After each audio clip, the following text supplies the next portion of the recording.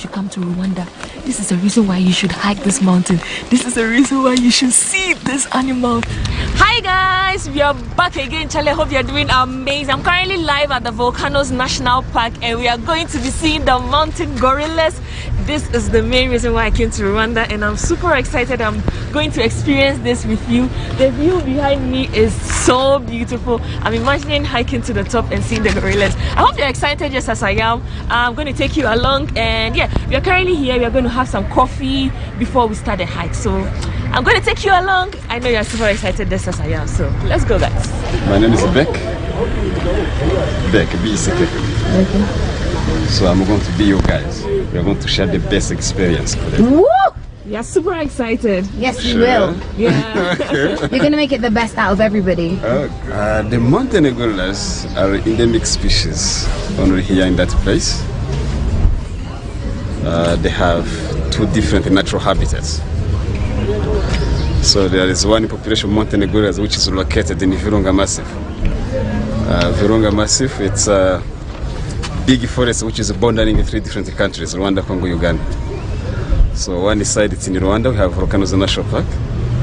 Then behind it's in Congo, there is Virunga National Park. Then another side it's in Uganda, there is Mugahinga Gorilla National Park.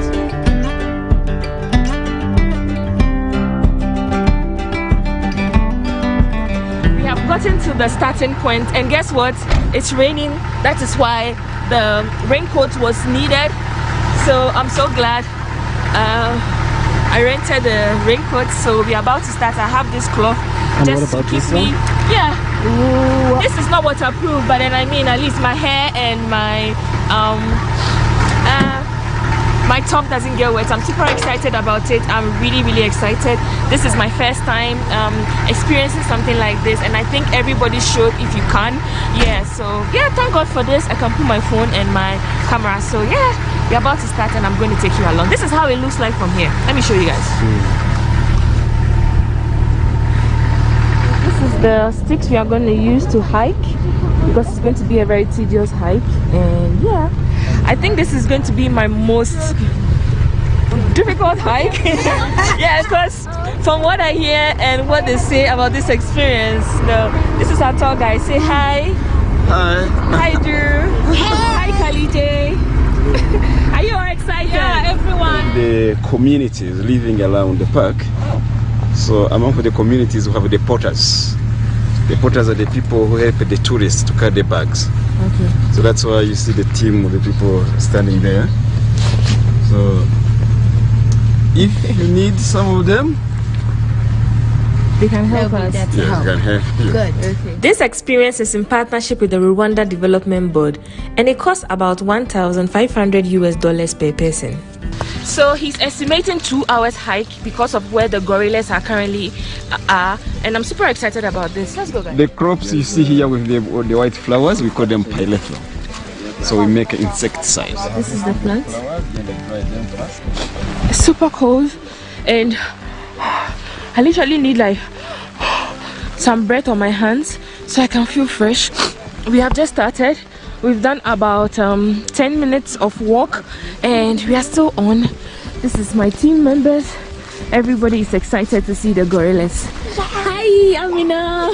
Amina is from Morocco. Hi, Jocelyn. We are all super excited.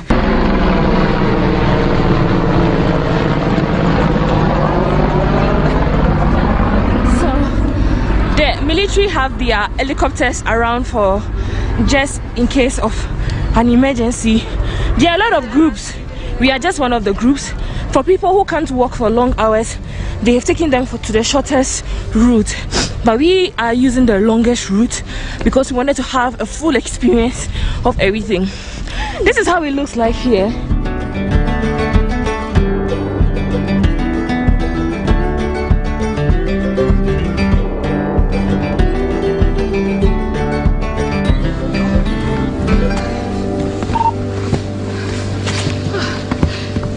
Sorry.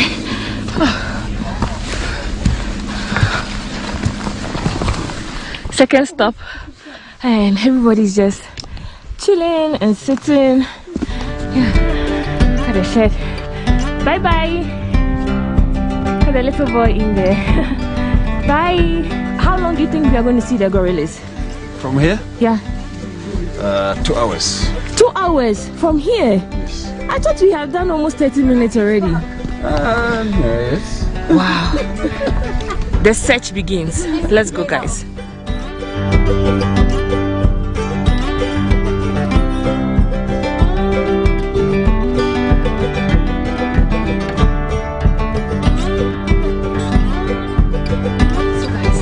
We have finally entered the jungle and we're about to start the real hike. We have spent about 30 minutes, but the guide says we have about 2 hours to find the gorillas. This is the forest already. This is the natural habitat for the gorillas. So, before to meet the gorillas, I would like to tell you how you're going to behave here in the forest and in front of the gorillas. I told you, apart from the gorillas, here we have the other animals like buffaloes and elephants. So you know they are not friendly animals. That's why from here we have one park ranger who has the gun. So it's here for ourselves. In case we meet the buffaloes or elephant, he can scare them using the gun. It's not allowed to leave any rubbish in the forest. You keep everything in your bags. Also, it's not allowed to take anything from the forest, like fruits, flowers, or other things. So, once we be nearby the gorillas, I will give you the time to be prepared. I will show the place where you leave your walking sticks and your backpacks. We have to leave our sticks behind because still now the gorillas are having the bad memory of poaching problems. So many years ago, the poachers used the spears to hunt them. That's why in case we take the sticks to the gorillas, you can disturb them. So, after leaving the sticks and our backpacks, we meet the gorillas. Of course, we take your cameras, then we meet the gorillas. So with the gorillas, we stay 1 hour. That's maximum time. The end of 1 hour, we leave them. Because in case we stay more than 1 hour, it can stress them. So, with the gorillas, we stay together. We keep a tight group.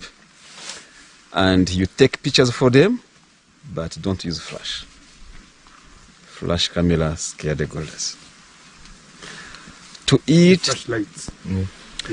to eat, to drink with the gorillas, it's not allowed. You can do that before or after leaving them. Then, it's not good to point the gorilla with the fingers like that. Because when you point them like this, the thing you have, so if your hands, you want to throw to them. So don't point at them. But eye contact, no problem. You can facing them, even the silverback. The distance we have to keep from to the gorillas, we keep 10 meters. But sometimes it's not easy to keep a good distance because of the type of the vegetation. Sometimes the vegetation where it's too much dense, you can reduce it to be the distance. Also, the most of the time, that distance can change because of the behavior of the gorillas. Because the gorillas, they are more friendly to humans, so they don't mind to come close to us. In case the gorillas come close to us, what we do, we have to move back slowly, then we make sure that we have a good distance. In case the gorillas come to us using the same way we are, what we do, we have to go to one side, we give it away, then the gorillas come to us. In case the gorillas come to you to touch you, it's happening often. To touch you, to grab you like this, or to kick you. So that is always a friendly interaction. That means, in that case, please don't be scared. It's normal behavior. They do that for fun. Good. But for you, you are not allowed to touch them back, of course. Okay. Don't touch them back. For the silverback and other big boys, they are always more confident. They want to show you how strong they are.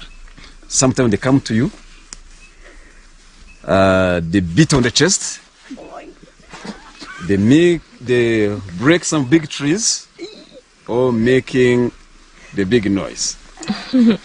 I know it's scary, but in that case, what you do, it's not allowed to run away, because when you run away, immediately it can follow you.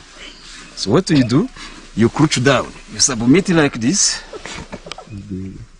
and then you talk to them. Wow. What do I say? Hello. You speak good language. What's their language?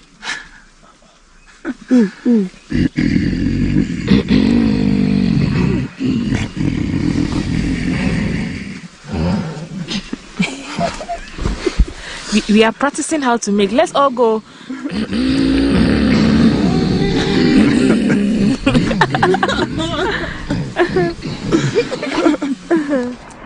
One exciting thing the guide mentioned to us is the fact that when the gorillas eat the sprout of bamboos, they get drunk, so they can be more hyper. But then he's very sure about their behavior, so whenever they behave as such, he's going to let us know and know how to behave, just as he has shared with us earlier on. So yeah, it's so muddy, and this is how it looks like from here.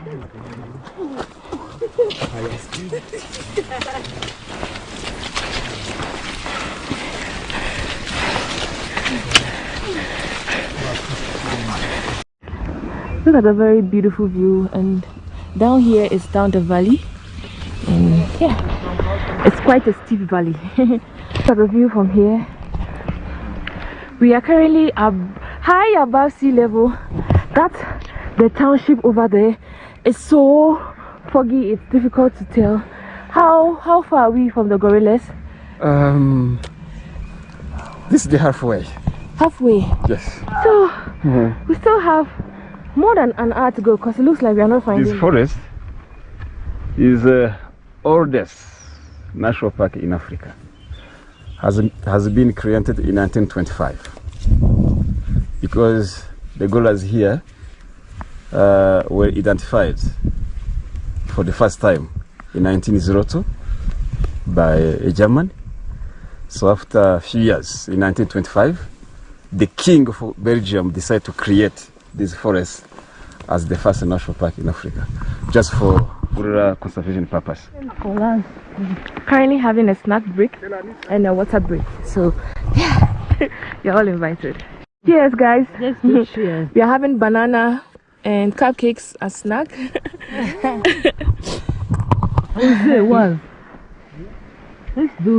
This snack is well needed. The tour guide says we should avoid this plant because if it touches your skin, it's going to eat you. Visibility here is currently very poor, so I'm not going to allow this thing touch my skin, but it can touch my dress. So look, so foggy here.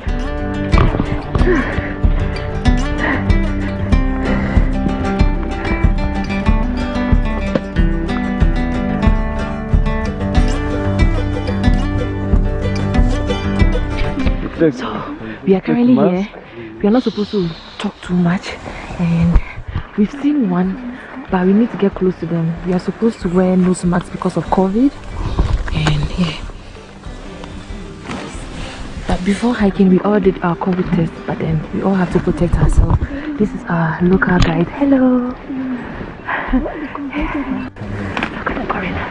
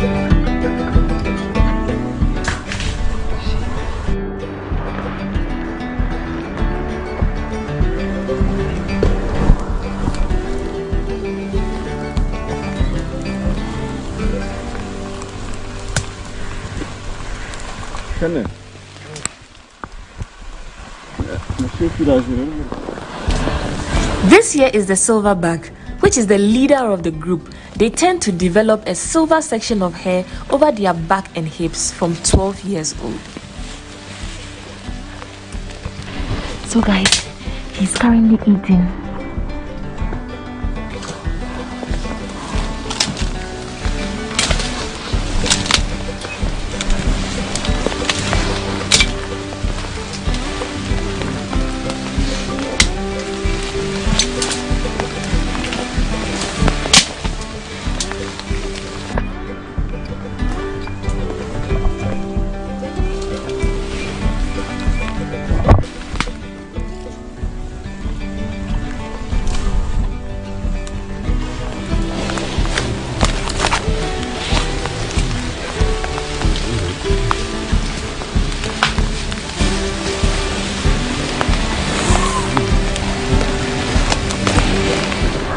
So guys, we've seen about 5 gorillas. This is the reason why you should come to Rwanda. This is the reason why you should hike this mountain. This is the reason why you should see this animal. I've seen it from there for the first time and I'm really, really happy.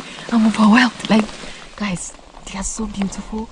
And wow, it's just like we see on TV, just like we see in Nigeria, just like we see on YouTube. Like, I get to experience it, and this experience, mwah. Thank you, Rwanda Development Board.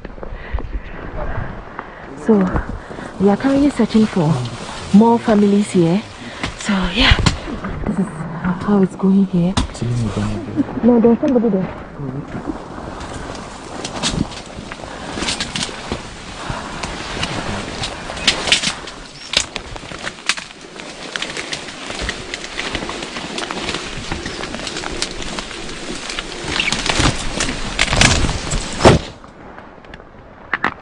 How old do you think that he is? 2 years. 2 years. Oh, okay. So this particular one is a very young one, and he's really enjoying. He's been eating for some time now. Oh, I just spotted another one here. Oh, it's so foggy. It's so difficult to see.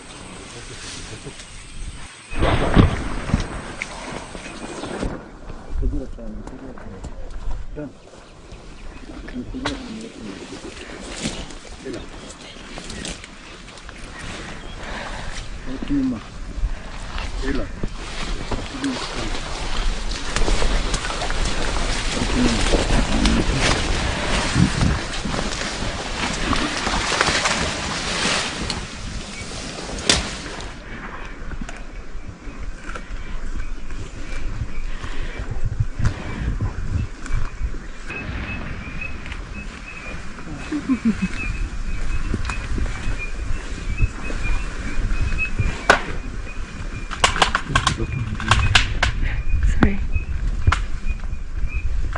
Come up. This is the bigger one. He's coming here.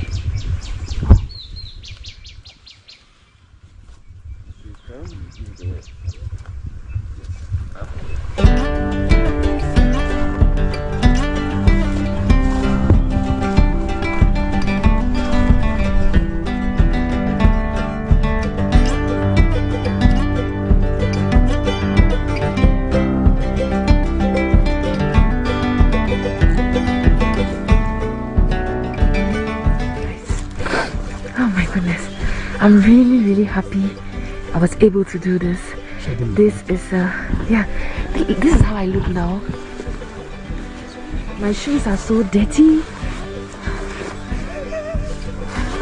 everywhere and I'm so wet, but then I was able to see them, which makes me so happy, which makes my dream come true, which makes all the things I see on TV a reality. This is an amazing experience. Everything that has a beginning definitely has an end. This brings us to the end of the hike, and the most difficult part is hiking down, which is going to take another 2 hours to do. So yeah, we are hiking down the forest and it's so slippery, but then I feel so much fulfilled because I was able to see them in their natural habitat. This is something you won't get to see. The only countries you can see them is Rwanda, Congo, and where? Uganda. And Uganda. So these are the only 3 countries. So when you want to experience the gorilla hiking, please make it a point to come to Rwanda. This is a place. This experience is nice. Yeah, even though it's nice, it's difficult. It's the most difficult thing I've done in my life, my entire life. Look at how the ground looks.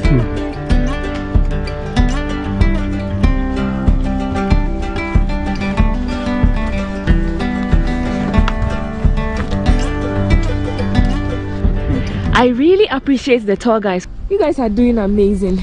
Cheers. Cheers. Remember when we got here, you could see the view, but look at how it's so foggy now. It's really steep.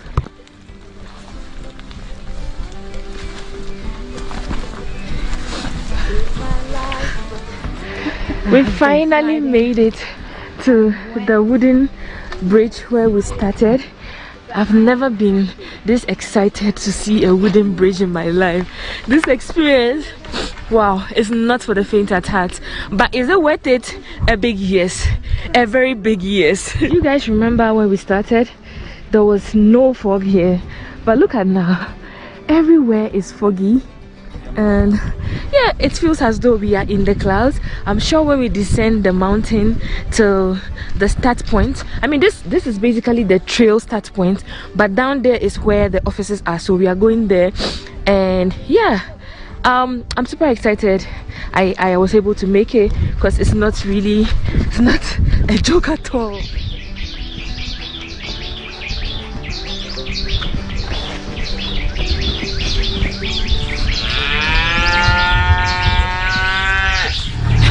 So guys, I hope you enjoyed watching this video as much as I enjoyed hiking on top of this mountain, as much as I enjoyed documenting my entire experience here. Until next time on my next video, right here sorry, right here for Rwanda. Super cold. I love you all. Until next time, I want to say mwah.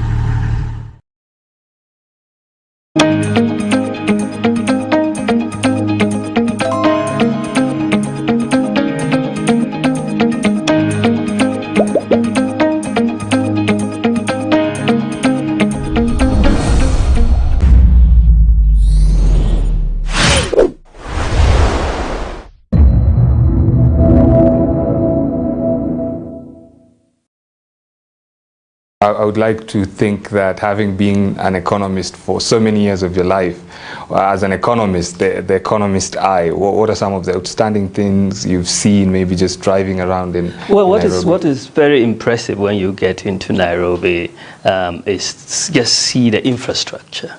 I think that it's very impressive infrastructure that you have. You see the businesses that are also all dotted all over the city, and of course you have significant industrial capacity in Kenya, and one of the larger economies in the region. So I think it's quite impressive. You came to represent the Republic of Ghana in the inauguration of the 5th President of Kenya, Dr. William Ruto. How was that event for you?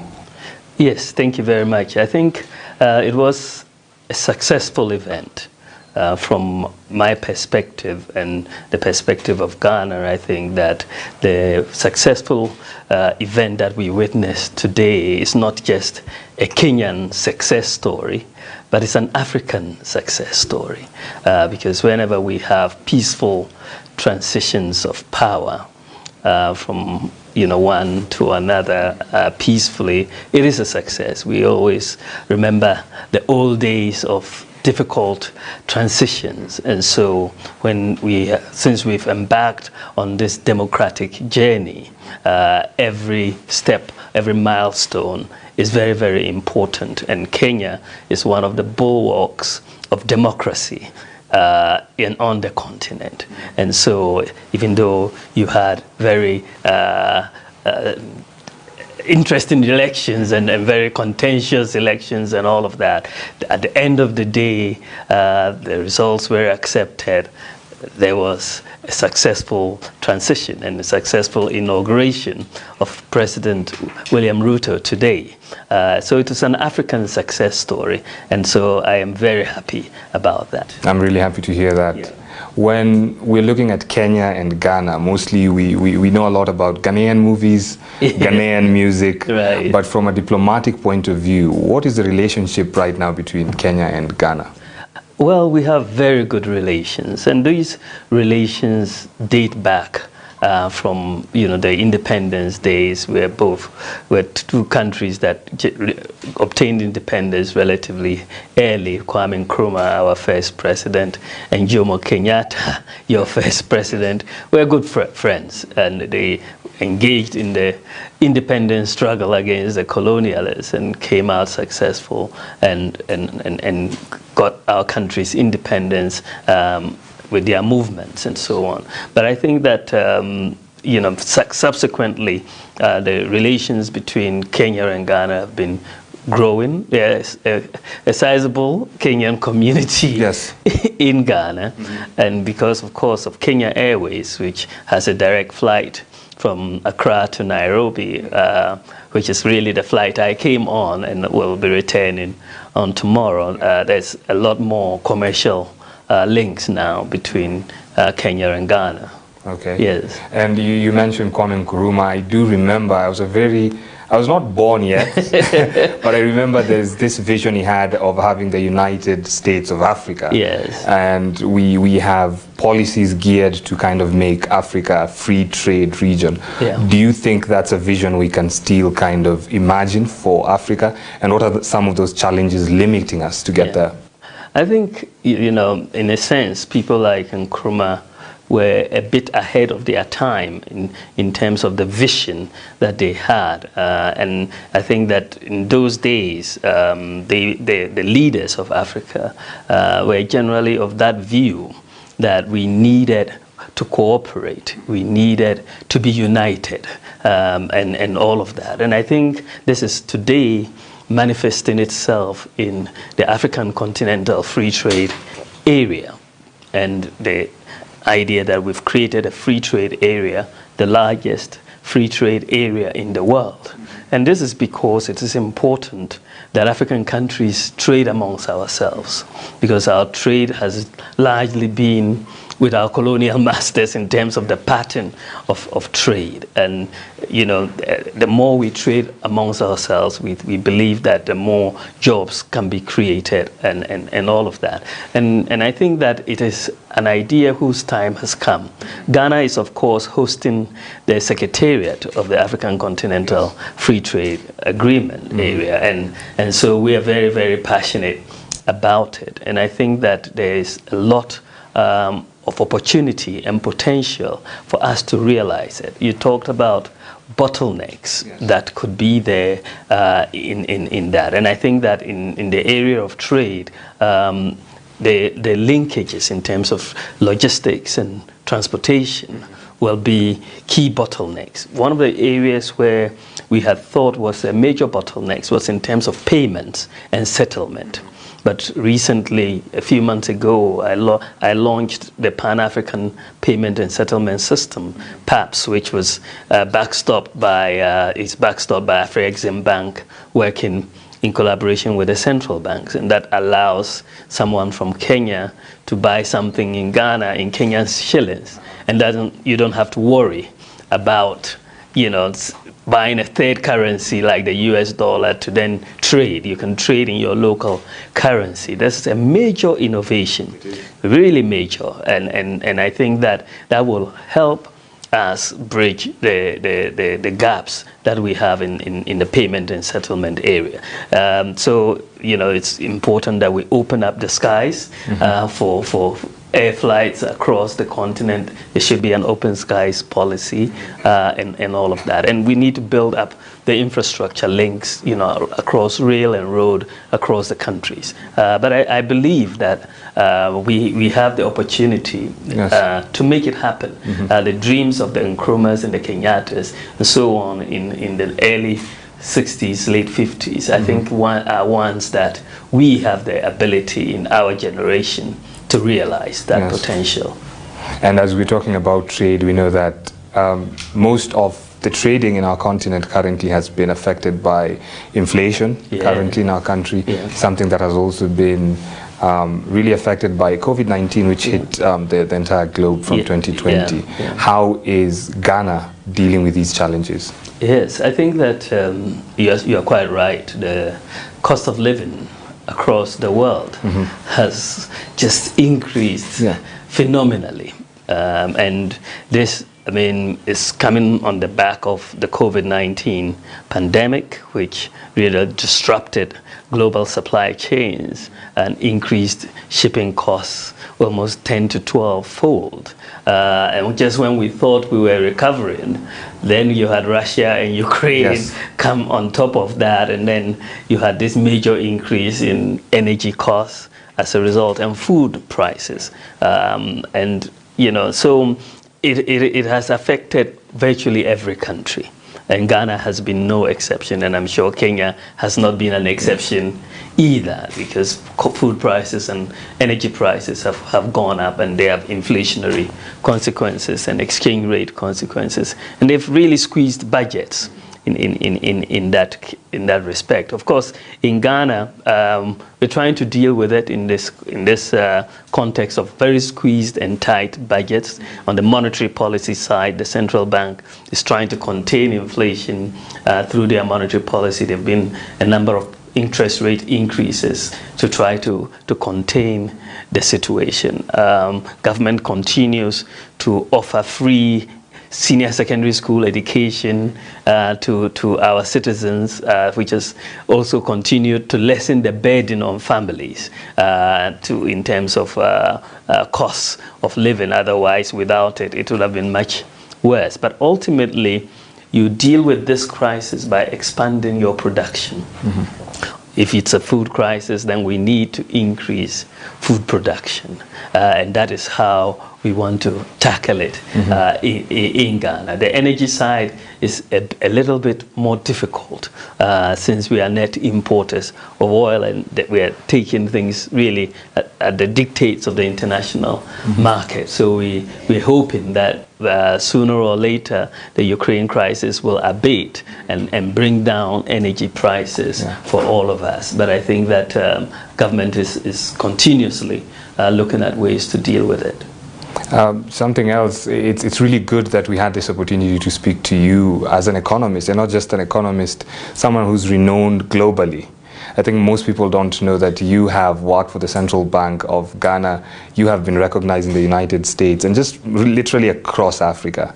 And I just wanted you to let me know, the current president, William Ruto, he won on the economic model of the bottom-up economic model. So he's bringing in the local traders and the youth.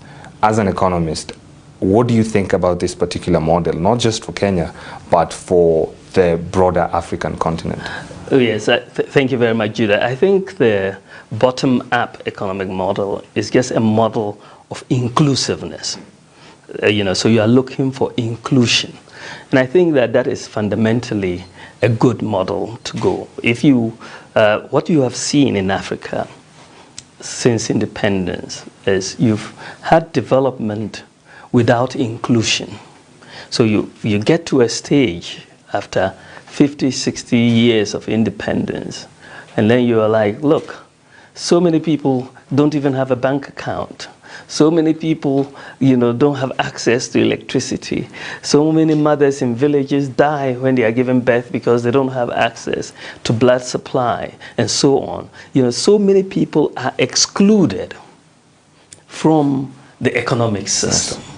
So if you are trying to transform an economy, you cannot transform it on the basis of exclusion, because that substantial population would be amongst those who are excluded, and they will operate in the informal sector largely. So I think that the idea that President Ruto has about a bottom-up model in terms of development is a good one. And I think it's one that many African countries should be emulating if they are already not doing so. Yeah. I think back in the early 2000s, I know that Ghana's inflation was at around 40%. Yes. And through your efforts and obviously the efforts of other people, it came back to around 10%. Yes. What other tips would you have for, I think, for leaders in this continent to do the same? But okay, I mean, we were able to bring down inflation, but inflation has also gone up again with the recent increases in food prices and fuel prices. Our inflation now stands at 31%, you know, and so on. But I think fundamentally you need good mix of fiscal policy and monetary policy. Inflation ultimately is a monetary phenomenon, but it's the fiscal that can really drive the monetary side of it. So if you can work to make sure that your balances on the fiscal side are not excessive, right? Your deficits are not excessive. It's like that you don't have to resort to monetary financing of that deficit to then create pressures on prices. Then you are able to contain inflation. We implemented an inflation targeting framework, one of the few countries in Africa at the time to do inflation targeting, and it has proven very successful. But of course, that alone is not sufficient. You have to look at the output side as well to make sure you increase production and productivity so that your supply side is also supporting the monetary policy. During your time as Vice President, the government has also worked hard to put in place a digital agenda in Ghana.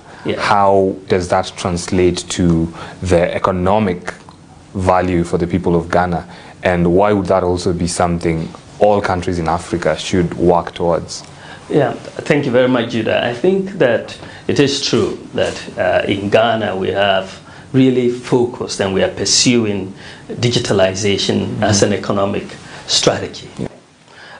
When you look at the world and the way the global economy is moving, you've had your first industrial revolution and second.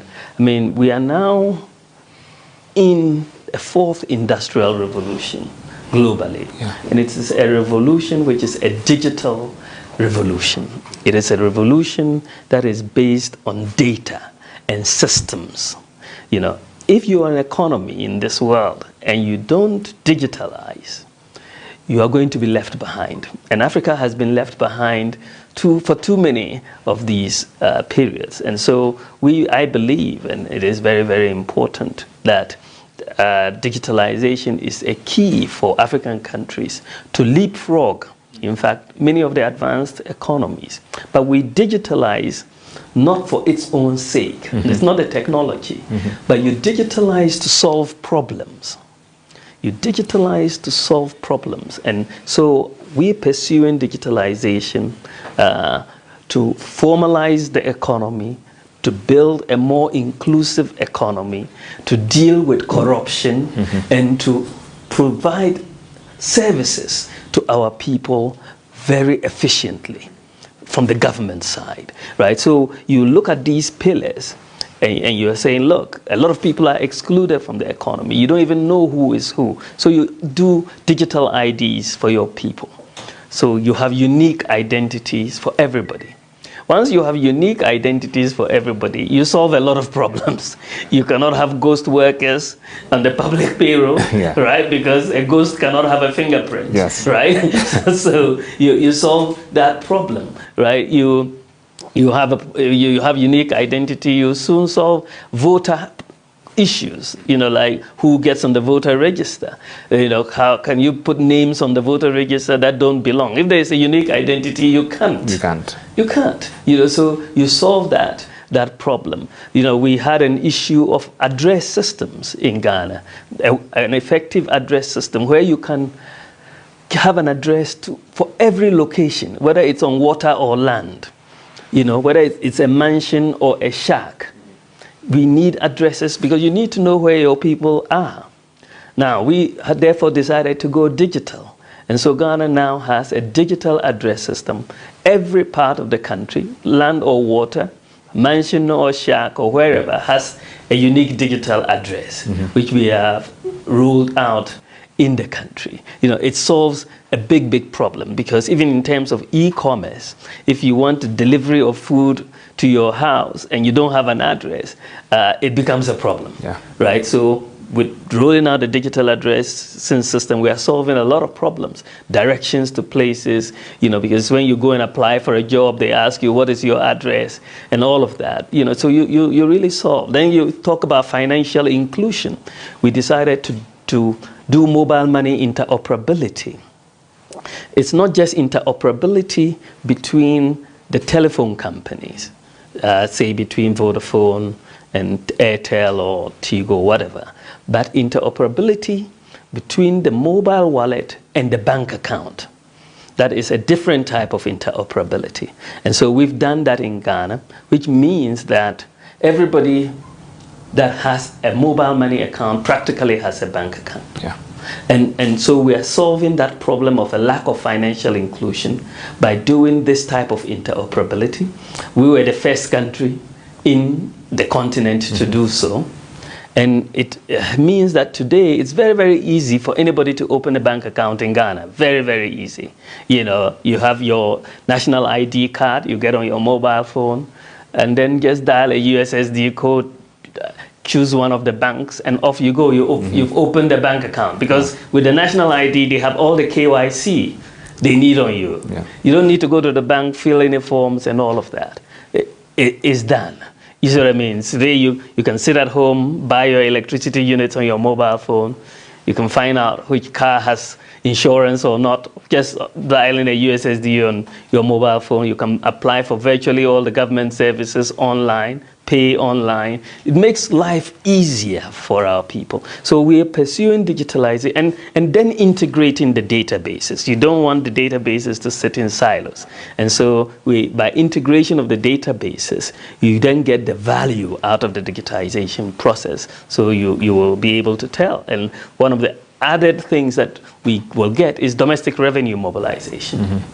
Because you'll be able to tell who has paid their tax, who hasn't paid their tax, and make it easy for people to file taxes digitally, and all of that. So I believe that digitalization is the way for African countries to go. And we are pursuing this, and we are using it to solve problems and actually leapfrogging over many advanced countries. In this area. I mean, a lot of people seem to think that African countries cannot be ahead of the advanced countries. My view is very different. In fact, in this area, we are leading the way. For example, Ghana, in the area of drones for the delivery of medical supplies, blood, vaccines to poor areas. We have implemented drones. Rwanda started it. But we today are the largest medical drone delivery service in the world, the whole world. Impressive. Yeah, we have drones flying all over the country. Each center is doing at least 100 flights a day, delivering medicines and so on. This is technology, and we can use those technologies to solve problems. By the way, I found out about this in Silicon Valley, and I said, look, this is more, would be more useful to us, and we should implement it very quickly, and which is what we did. You should take technology and use it to solve problems. And I think that this is what we are doing. And so digitalization can reduce corruption. People can apply for a passport without going to pay a bribe, can apply for a driver's license without. You're helping the poor. You're helping the marginalized, the vulnerable, those who don't have connections. And those are the people you help with digitalization. So you reduce corruption. And that is where I think we can increase productivity, create jobs. So many people are, selling on the internet now, because there's an address system and their payment system also. People can pay with their mobile money, as here in Kenya. And, so Africa is actually leading in many of these areas globally. It's really interesting, particularly you putting that digitization is not just for the sake of it, but having it find solutions. That's right. And looking at the enthusiasm you have about everything you're talking about, and I just went through your portfolio, everything you've done, and from the time you're studying at Oxford, and I'm like, do you ever get time to rest? Because I know as Vice President, you're currently sitting in different boards. I also believe you're consulting for the Central Bank of Ghana. Well, when do you rest? Well, basically, I think that actually my wife also asks me that question. Do you ever rest? Yeah. You know, because I enjoy what I do, and I do, of course, find time to rest. But the problems are so many, and I'm trying as much as possible to help my boss deal with a lot of these problems, because you inherit them, and you have to find solutions. And for me, that is why I'm in politics, right? Just to make sure you can help people solve problems. Yes. And that is so. I always say that maybe I'll rest later when we are done with more. But I'm okay. I'm okay. Thank you very much. Ghana will be having general elections in 2024. Yes. And I'm pretty sure many Ghanaians are fronting your name to be the successor of the current president. Am I right? Are you working towards that as well? Well, I think right now I'm just focused on helping my boss, the president, Nana Akufo-Addo, fulfill his vision and deliver on his agenda. We don't really have too much time for thinking about 2024 right now. I think that, you know, if you get to 2024 and you don't have a record, you will have nothing to campaign on. So right now we are focused on that, and we don't know what the future holds, but we'll focus on the work for now. And lastly, as an economist, your main job is finding solutions, particularly on economies. And one of the biggest problems we're having in the country is having leaders who, it's not that they're not working, but they're diagnosing the problem wrongly. Right. How do you advise leaders? Right now we are moving into a new government in Kenya. How do leaders move forward to find better solutions to problems? Well, I think that it's a difficult question in a way for me to advise other leaders, because they can also advise me. You know, but I think that as in many issues to do with the economy, the solutions are not really rocket science in a sense. It's about diagnosing the problem in the first place. If you misdiagnose, you will treat it, and you will not medicate properly, and you'll definitely maybe worsen the problem. So understanding the problem, talking to people who are experts in the field. You don't necessarily have to be an expert in the field as a policymaker, but you can speak to the experts in the field and get their views on these problems. But you have the sense to say, okay, this is good advice, I'm going to follow it, and then see how it goes. But I think that we should be consultative in how we approach issues, and listen to advice from the experts. And maybe, is there any goodwill message to the current president, President William Ruto? Well, I just met him earlier today. It's just to congratulate him for his victory and his inauguration. I just want to wish him very well. This is a major task, a major burden, but I know that God will see him through. He's a very smart man. He's been vice president for a while, so he knows what to do. And so we're praying for him, and we're wishing him the very, very best. And we are looking forward to what he does for Kenya. Yeah. Thank you very much. Thank you very, very much. Thank you.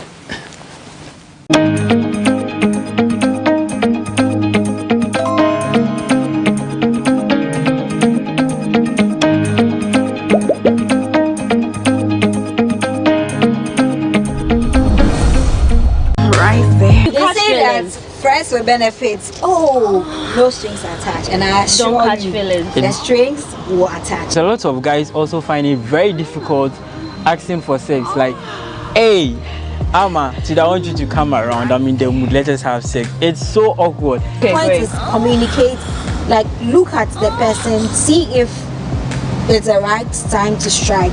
Okay. If not, talk about it. You agree that we should have sex, and in the midst of having sex, you told me to stop. To stop. It's like running on the Temamoto way at 100 kilometers per hour. Making a woman orgasm is a type of skill that men who are good at it are supposed to be given medals. Right there.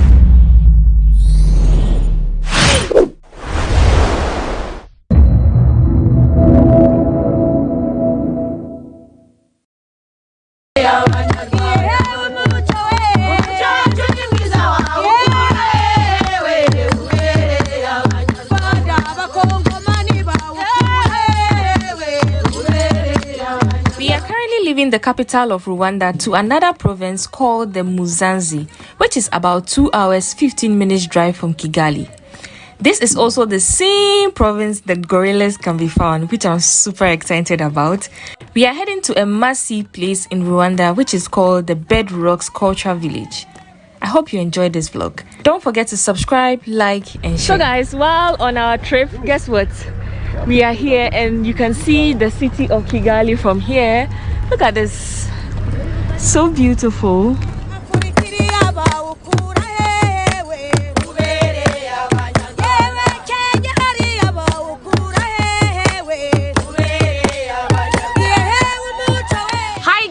We are back again, Charlie, still here in Rwanda. I'm at a place called the Bedrocks, and here is where banana beer is. This is my first time hearing banana beer, and I'm going to be trying it for the first time. I'm super excited you all are coming along. Right here in Rwanda is the banana beer. Let's go, let's experience everything that happens here. Let's go. Red Rocks, it is a it have two types. One, it is a Red Rock Cultural Center, where it is a social enterprise.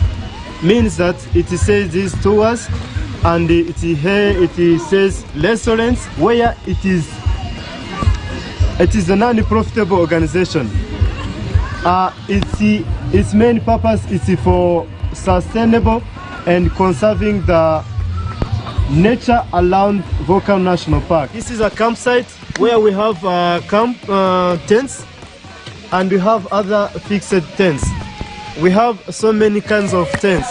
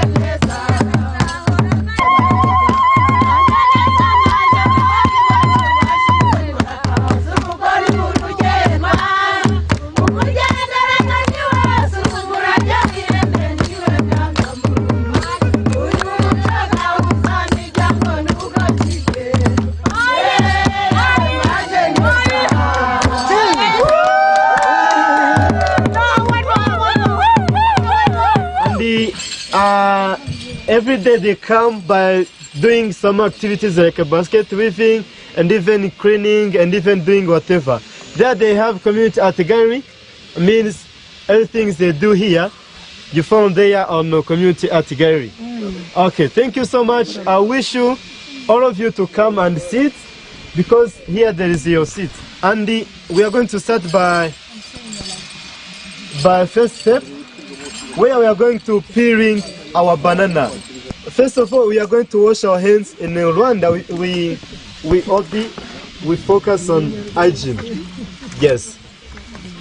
All of you, experience. Experience means all of you, we are going to work together. Yes, to work together. Yes. Can I just peel it? As one. Yes. So you're going to peel. And then you peel it. Yes, you peel like that. And then the fluid you put inside here. Okay. Yes.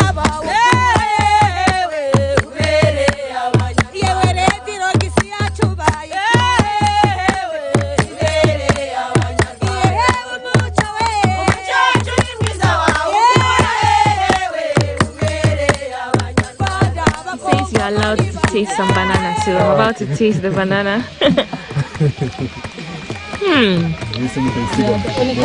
This is very sweet banana.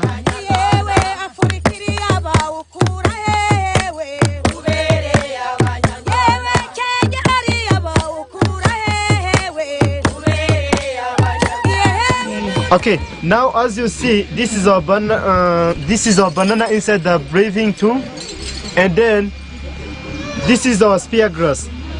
In our local name, we call it ishinge. Ishinge. Ishinge means we use it is a plant which is to be on some mountains of Rwanda. Yes, and there are some people who import them in Uganda. And then we are going to put inside here and then try to mix in 2 positions. 1, 2, 1, 2 by smashing activity. Smashing activity. This grass, it is like a filter. Yes, it is like a filter where you put here and then try to mix, and then juice try to come. Yes, in the some press.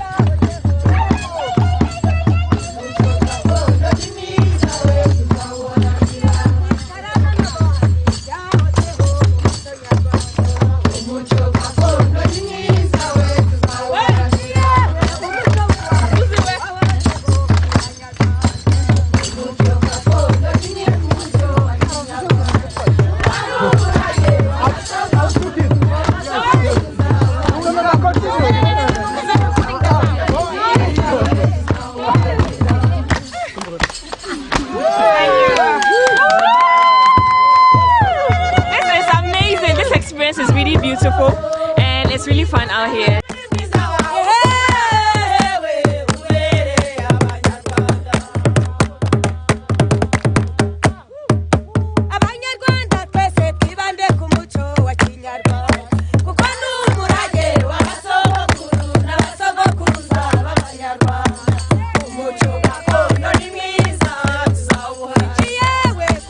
You're going to go in 2 positions. 1, 2, 1, 2, 1, 2. Yes, left to left, left, yes, yes. 2.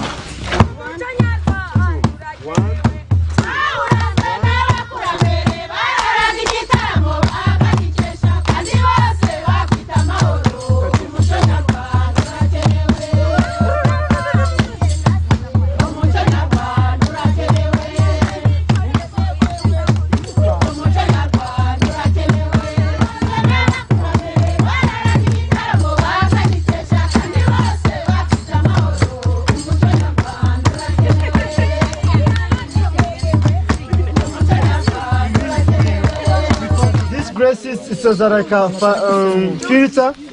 It means, as you see, there is a spear grass inside and even in the banana. Yeah. Where the juices is come. Yes. It means this is our juice. Yeah. Yes. It means we are going to separate by using this material.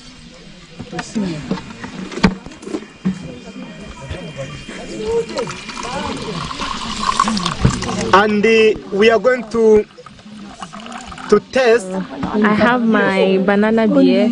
Cheers. Cheers. Cheers, my love. Cheers. Cheers. This is how it looks like. So this is the final product. When this is left for some time, it ferments and become a beer, just like how palm wine is made. So I'm going to be trying for the first time and let you know how it tastes like. Wow. It's actually very sweet. It's sweet. It has it's sweet. It's sweet just like banana juice without the fiber, and the back tastes like the grass because of the grass that you use, but it doesn't. It's not bitter. The back taste is not bitter. It's actually sweet.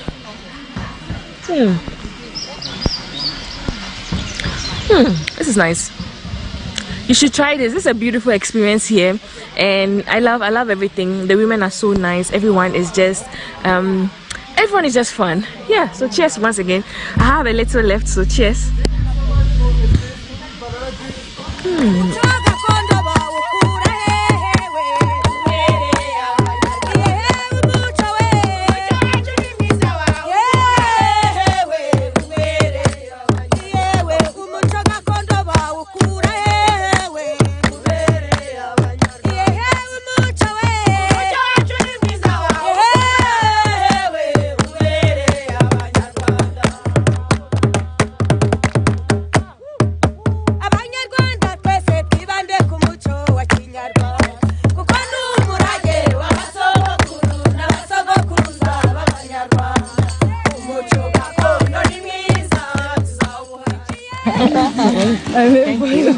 Thank you so much.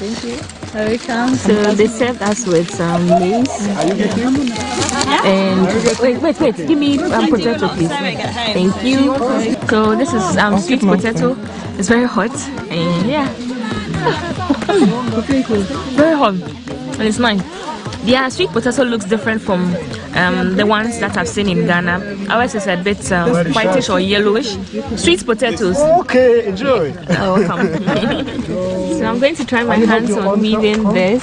This is how it looks like. So if it's possible, give that basket to madam, and then continue there. So to give this. Things ready for there. Aww. Yes. And then I think it's very similar to crocheting. Yes. Okay. Celebrate and Yeah. We dance our cultural songs. Yeah. Ah, nice.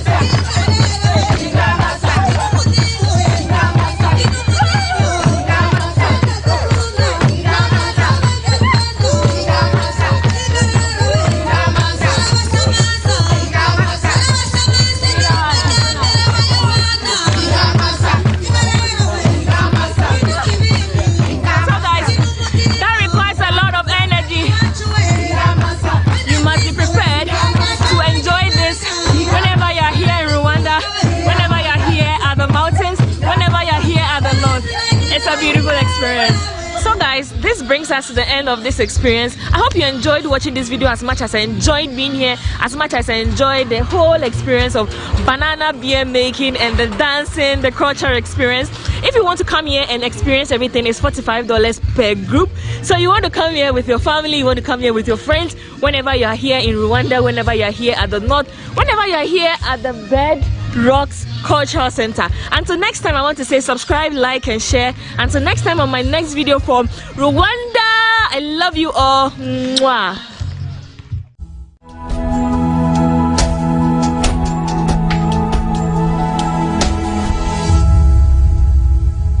Invited guests, the media, ladies and gentlemen, good afternoon and welcome to the Ministry of Information. This is just another arrangement for our special Meet the Regional Ministers series. And as promised, we've brought the Ahafo Regional Minister, the Ashanti Regional Minister, the Bono Regional Minister, and today we have the Eastern Regional Minister. He is here today to give us updates on infrastructure, education, health, and very important sectors like agriculture and tourism. I know we are in capable hands, so he's going to touch on so many important developments in the region, and then we'll come to you, ladies and gentlemen, for your questions. But before I yield the podium to the Honorable Minister, permit me to acknowledge some dignitaries who are with us today. With us, we have the regional directors from the Eastern Region RCC. If you are here, we acknowledge you. We also have regional directors from the feeder roads, urban roads, and the highway authority in the Eastern Region. We have with us regional director of Agric, Mr. Henry Crensel Jr. If you are here, we acknowledge you. With us also is the MCE for New Drabin South, Honorable Apau Jesse. If you are here, we acknowledge you. With us is MCE for Lower Menya Krobo, Honorable Simon Kwekutete. Honorable, we acknowledge you. We also have with us the MCE for Yilo Krobo, Honorable Eric Tete. We are also joined by the DCE for Achimansa District, Honorable Paula Samoa. With us also is the DCE for Achiase. He also doubles as the National Dean of MMDCEs, Honorable Richard Amponsa. We are joined this afternoon by the Acting Regional Coordinating Director, Mr. John Ahunudonko. Chief, we acknowledge you. And as I mentioned earlier, we have a politician, legislator par excellence, who is also the Regional Minister for Eastern Region, Honorable Seth Kwame Champong, with us this afternoon. On that note, ladies and gentlemen, I will yield the podium to the Honorable Minister for his substantive presentation, and we'll come and take your questions. Thank you.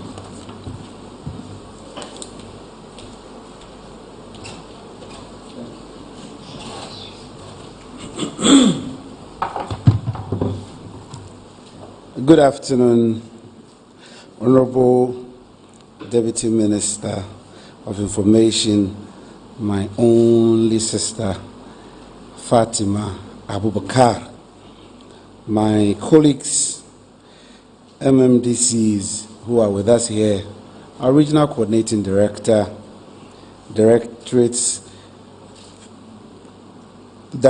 from the Eastern Regional Coordinating Council,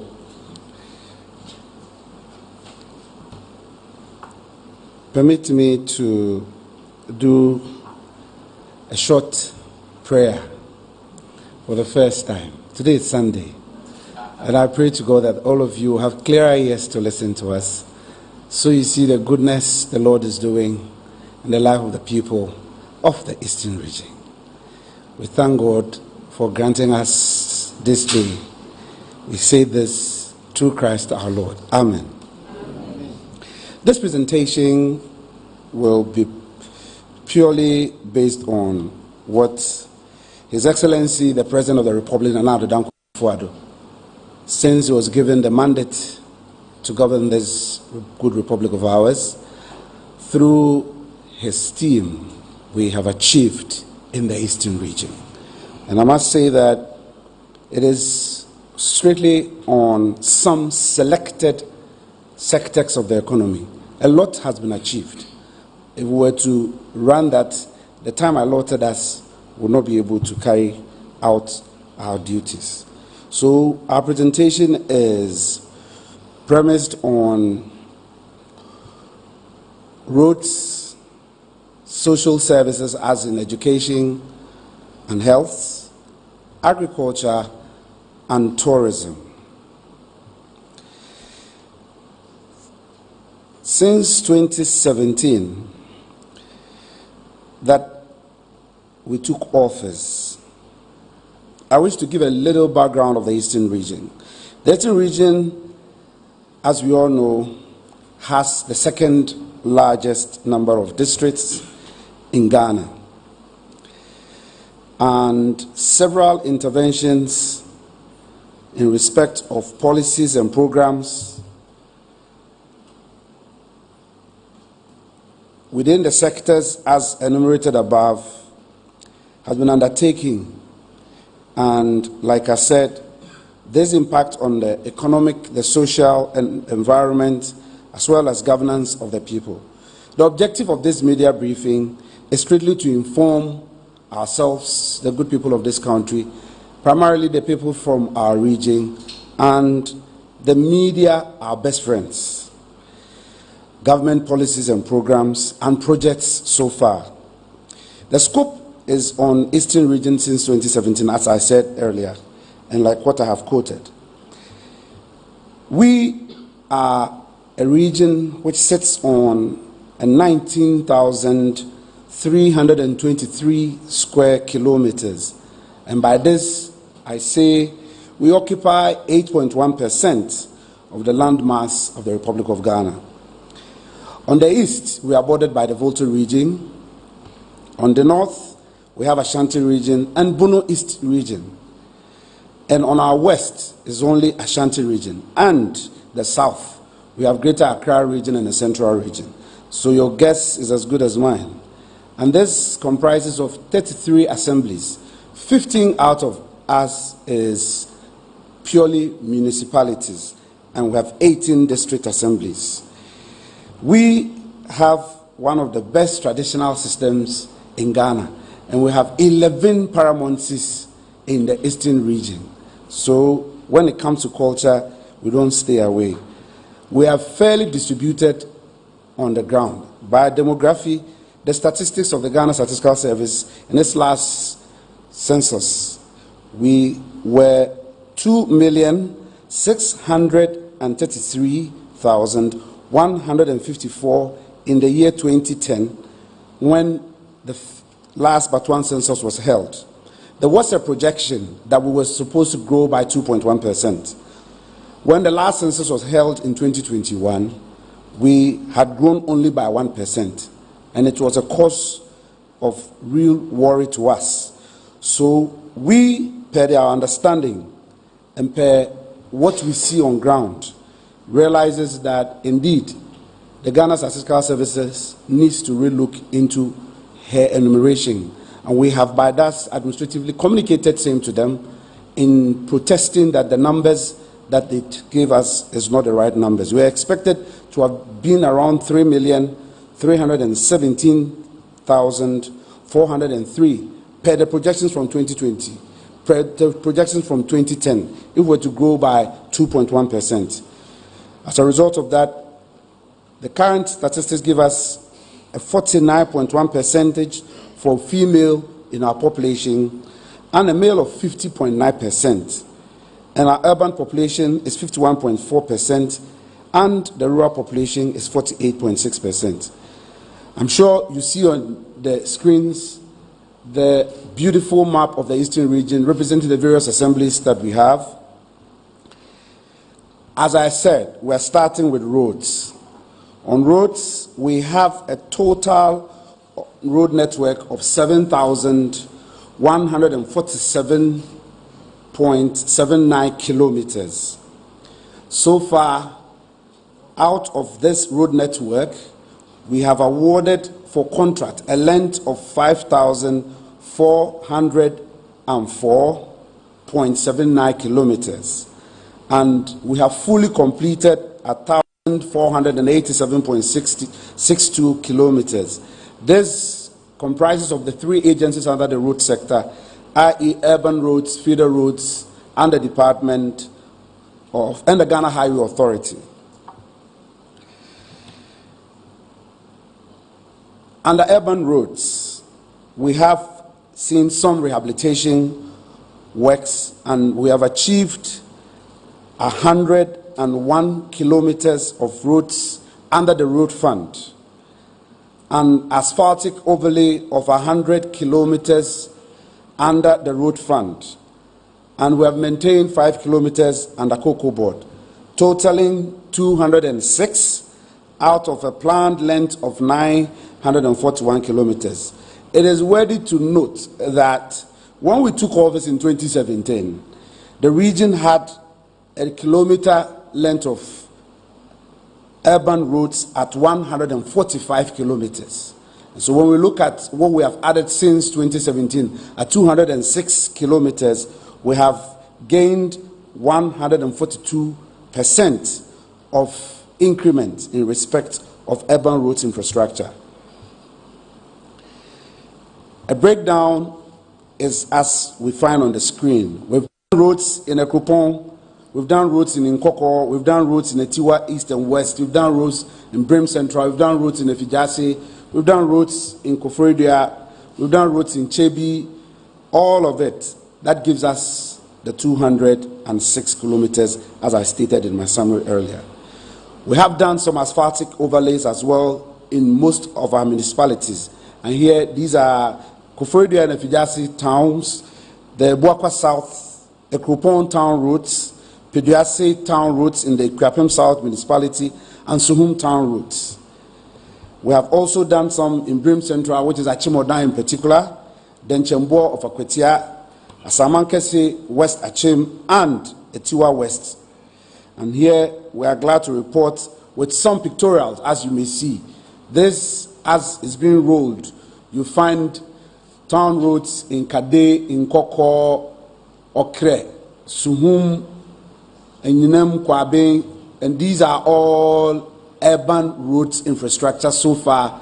Since 2017, government is able delivered to the people of the eastern region. I dare say that under urban roads, we've built some bridges, and that is also there for us to see clearly there. We've done some 2-number check bridge modular steel at the Efijase, Asokore, and Chebi in the Ebuakwa South municipalities. Work is ongoing, and these we can report from the engineers that we have worked up to 65% of physical progress. And the pictures show thereof. I want to move from urban roads to feeder roads. And under feeder roads, it is worthy to note that we have a planned road network that we have already started work on at 4,034.44 kilometers. And so far, we have fully paved 440.8 kilometers of feeder roads, and under the road maintenance section, we have done 246 kilometers of road network, and in total we have achieved a 686.38 kilometers of feeder road network in total. And it is worthy to note that as we took office in 2017, the road kilometer network within the feeder roads department in the region was 165 kilometers. As we speak, improving it up to 686.38 kilometers give us a 167% of increment. We have truly and indeed improved on our road networks. The region has an elaborate road network, and it is clear from the following slides as we see. Tinkon among from roads have been done 100% completion. Asabai, Lakpa, Achichieso roads. Koufudwa, Onyemso roads. Nkoko, Domiabra roads. Brikumai so Damai roads. Bunsu internal roads. The next slide will show us some routes of the Suhum Nankese, Nkatikwai junction to Obotumpai, Mangwase Akrabu roads, Ofwasi to Akukwasu roads.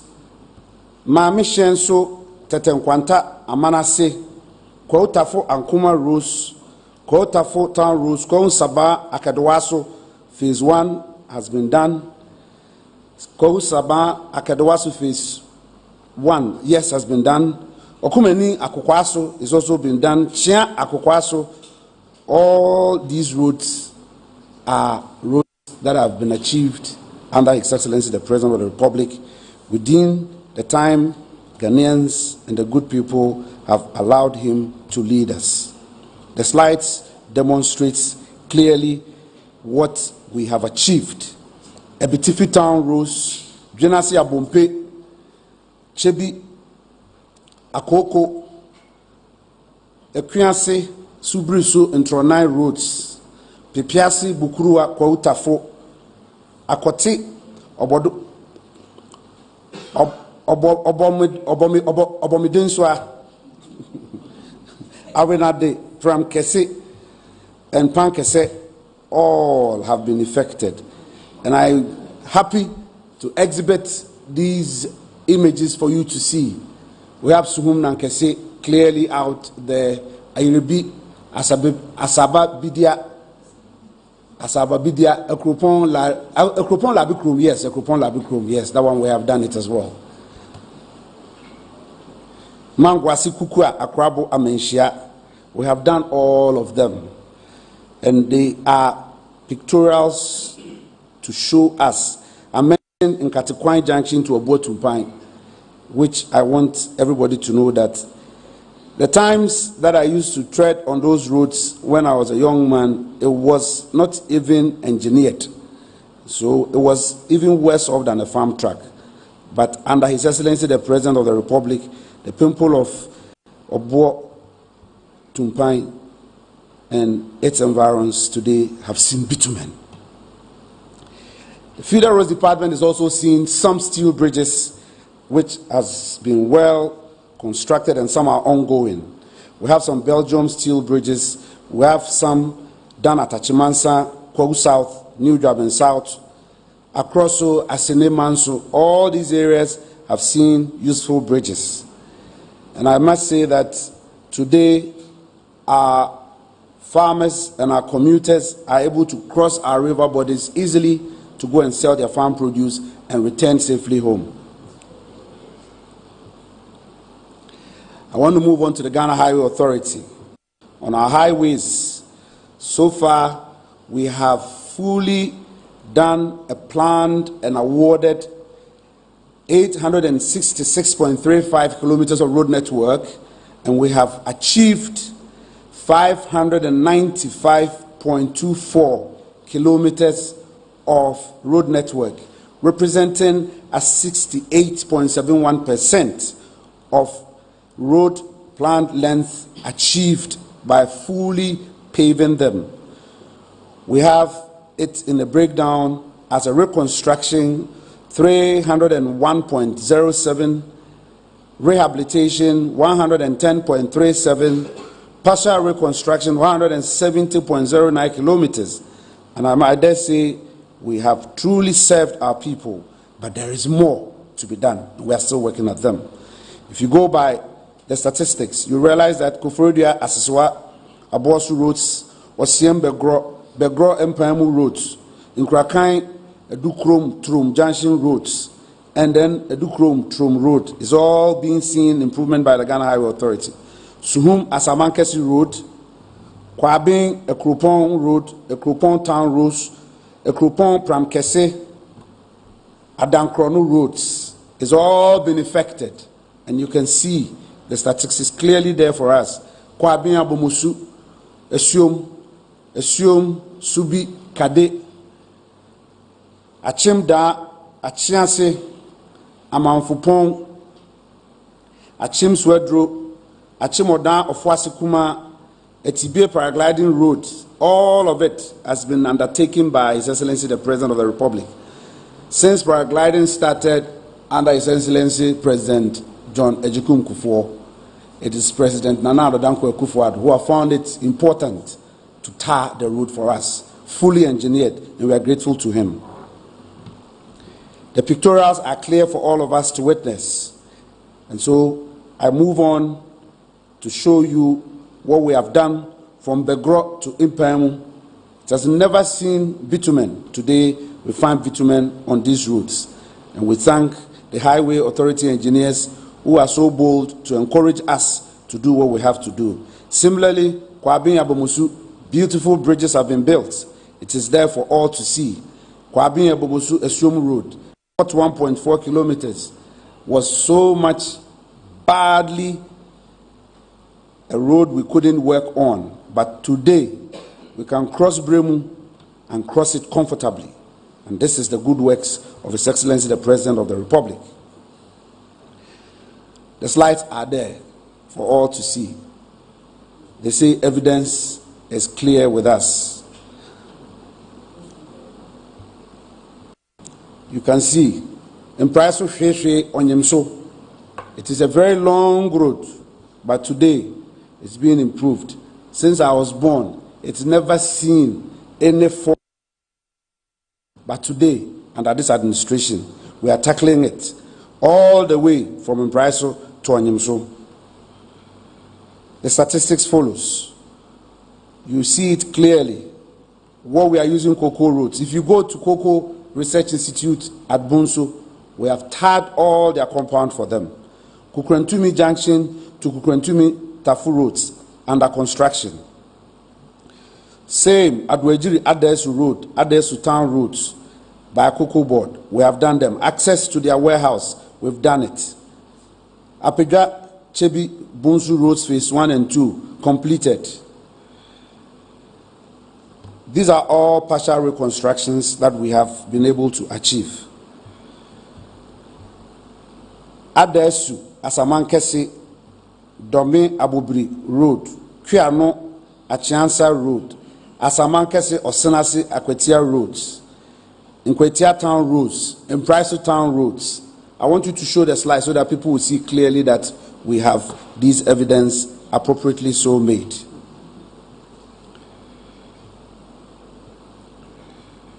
Rehabilitation, slide 70.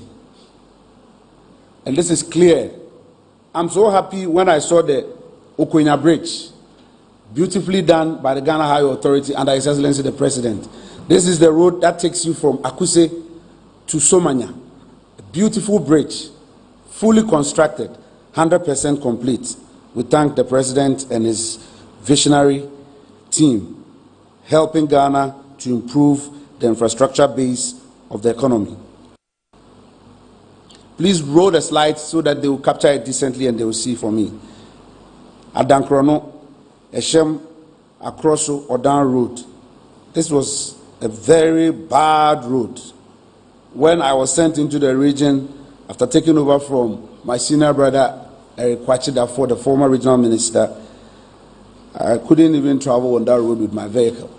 But today, we are seeing bitumen on this road, thanks to His Excellency the President. We have also helped some schools improve on their compounds. One is the Seventh-day Adventist College of Education, their internal routes in Asokore, and then Obome Bypass, we have also done that one. That we haven't completed, Obome Bypass, we have completed it fully, and we have upgraded most of it for the schools. So students are enjoying the training college in Asokore. This road was started by His Excellency President John Ejekun Kufuor. And when NDC took office, they called it the Gang of Four. This is the NSIS. Exiting from Amasamai and entering Sapema into the eastern region. It takes off from Kwafukrum to Apija Junction. This administration has seen to it that it's been dualized. And the evidence is there for all to see. When we walk our talk, we want people to see the evidence. I'll move on to social services. I think I've done enough of the road infrastructure, but we still have a lot of road network because the region, like I said earlier, is very well elaborate in terms of road network because of the nature of our region. If you look at how our boundary is stretched and how we are spread on the south of Ghana. You can tell by yourself. I want to zoom to education and show what we have done in education.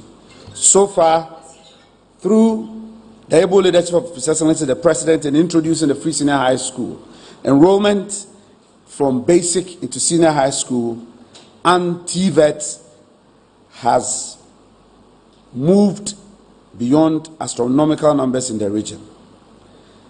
Public schools today have an enrollment total figure of 744,652, and private schools have 206,274. In total, we have 950,926 pupils and students in both private and public schools, almost 1 million from basic, that is kindergarten, to SHS and TVET. And we have improved in the number of schools. We have gone in public schools up at 5,239 and private schools 3,100, and in totality 8,339 schools. The free senior high school increased in enrollment from the 2016-2017 academic year to the 2020-2021 academic year, which we all know of, have seen an increment of 46.12% in the region. The table is clear and the numbers are evident for all to see. In infrastructure, I can say we have equally done the needful for that social sector. This is an evidence of a dormitory for the boys, a 2-story dormitory block at Akroso in the AMA District Assembly. At SEM, we have a 12-unit classroom block from the Manya Krobo Senior High School, which is also exhibited out there on the screens for us to see. If you come to Ibuakwa State College, we have a state-of-the-art 2-story, 12-unit classroom block as well, fully exhibited nicely there. A 15-unit classroom block at Ukrapemine Senior High School in the Krupong on the mountains. We have a 14-unit classroom block at Bipong Senior High School on the Kwao Mountains. 3-story dormitory with an 18-seater WC and bath at Nkwetia Senior High School, still on the mountains. Oforipeni Senior High School is also seeing a 12-unit classroom block. We have completed a girls' dormitory at Achimswedro. We have equally done same an assembly hall for the same school. We have done a completed science laboratory at Airebi Senior High School. We have at St. Martin's a very beautiful 24-unit classroom block as well. And when you come to Achimasafo, equally we have a 12-unit classroom block beautifully built there. We come to Koforidua, our regional capital, at Pentecost SHS, a 15-unit classroom block beautifully constructed there. An 8-unit emergency dormitory at Koforidua Senior Technical School is also been done. Akokwasu Senior High School has seen a 2-story classroom block, as well as a girls' dormitory fully completed by this government. If you come to the new Dwabin North Municipality, Oyuko Methodist SHS, a 16-unit dormitory block fully completed. Same municipality at Efijasi, a 12-unit classroom block for the Ghana Senior High School. A completed assembly hall for the Krupon Blind. And Ebri Girls is also seen a completed teachers' quarters for them as well. I'm here to report to you that STEM education is one of the major programs and policies this government embarked upon under the educational sector. And under that, Eastern Region is proud to report that in 2019 and in 2020, our Manfi girls won the World RoboFest competition, and we say Ayuko to them. They did not just end it there. Manfi girls also came third at the Renewable Energy Challenge organized by the UNDP. And the Brew Girls is currently participating in the first Global Challenge International Robotics Competition this year in Geneva, Switzerland. And we have fully completed a state-of-the-art STEM school at Abomusu in Etiwa West District Assembly. Very beautiful edifice for all to see. a fully completed STEM school. Fully, you see it out there. The pictures are clear for all to see. All in building education for Ghana. We have equally completed a TVET center at Agyemang Badu, and we have completed a technical institute at Kitase, very close in Ekrapem South Municipality. I'm so happy to announce to this gathering that when the University of Environment and Sustainable Development was named under the SWAL administration of the National Democratic Congress, this new patriotic government led by His Excellency Nana Addo Dankwa Akufo-Addo has come to put life into the enactment we did in Parliament at the time.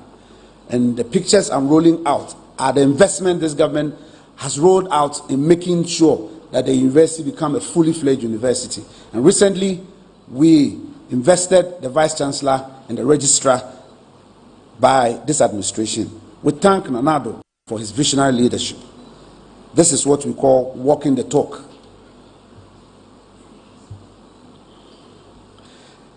At the same time, we've supplied some useful logistics to the schools. We've given them laptops, we've given them textbooks, we've given them notebooks. The statistics is there for all to see. And when almighty COVID hit us, we procured a lot of PPEs and distributed all of them to the schools. The evidence is clear for all of us to see. After doing a bit on education, I want to move on to health. We have done some major infrastructure improvement in health. As we speak, a new regional hospital is being built at Efijase, in the New Jabin North Municipality, Koforidua, to be precise. It's modernization. That is a very modern hospital which is going to be equipped, and it is going to also act as a teaching facility. So we are not only going to have a regional hospital, we're going to have a teaching hospital. So very soon, you see medical students also school in Koforidua, because that is what the president, a visionary man, wants for the people of the region. At the same time, we've had modernizing and equipping of some selected health facilities. The TBA Government Hospital, where I was born, have seen a 91% improvement in the facelift by this administration. Kibi District Hospital was not left out. Tetequashi Memorial Hospital at Mampong was not left out. And Ebri Kum is also not left out. A beautifully constructed, state-of-the-art district hospital has started off, and in full 100% swing is at Somanya. I know that a lot of noise was made on this particular hospital that we were not putting it into use. Today, the evidence is clear. I know that my colleague, the chief executive, is here. If you want more information, if I'm the one lying, the pictures will show. You see clearly for yourself. At the same time, we have projects on supply contracts for 5 40-bed hospitals in the region. And these are going to go to Jumapo, Kwabin, Nkwetia, Edukrom, Achiase, Enyinem, Enyeresi. We are doing 5 for Jumapo, Kwabin, Nkwetia, Edukrom, and Achiase. They are all under various stages of progress. Jumapo is 40%, Kwabin is 41%, Nkwetia is under 40%. No, Nkwetia is 40%, it's not under 40%. Edukrom is also 40%. Achiase is 41%. Enyinem, we are doing a trauma hospital at Enyinem and an accident emergency center at Inyeresi. And these are both at 23 and 20% progress, respectively. We have done a couple of CHIFs community-based health planning service centers at Ahankresu, Agyemang, Tiawia, in Sutem. And these are areas where government have fully completed the CHIFs compound, 100% all. I want to buttress these statistics with some pictorials. So I'll roll to you. This is the still pictures of the Kufuor Regional Hospital that I just spoke of. And that is work in progress. His Excellency, and that is the Bri one, state of the art, beautiful edifice there.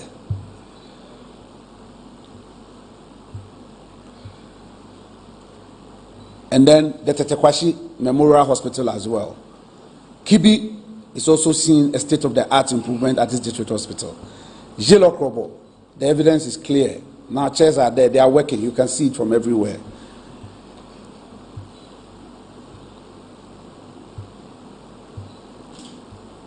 The NRC one is on. The Uninem Trauma Center is also on. The Tiwakwabin one is also ongoing.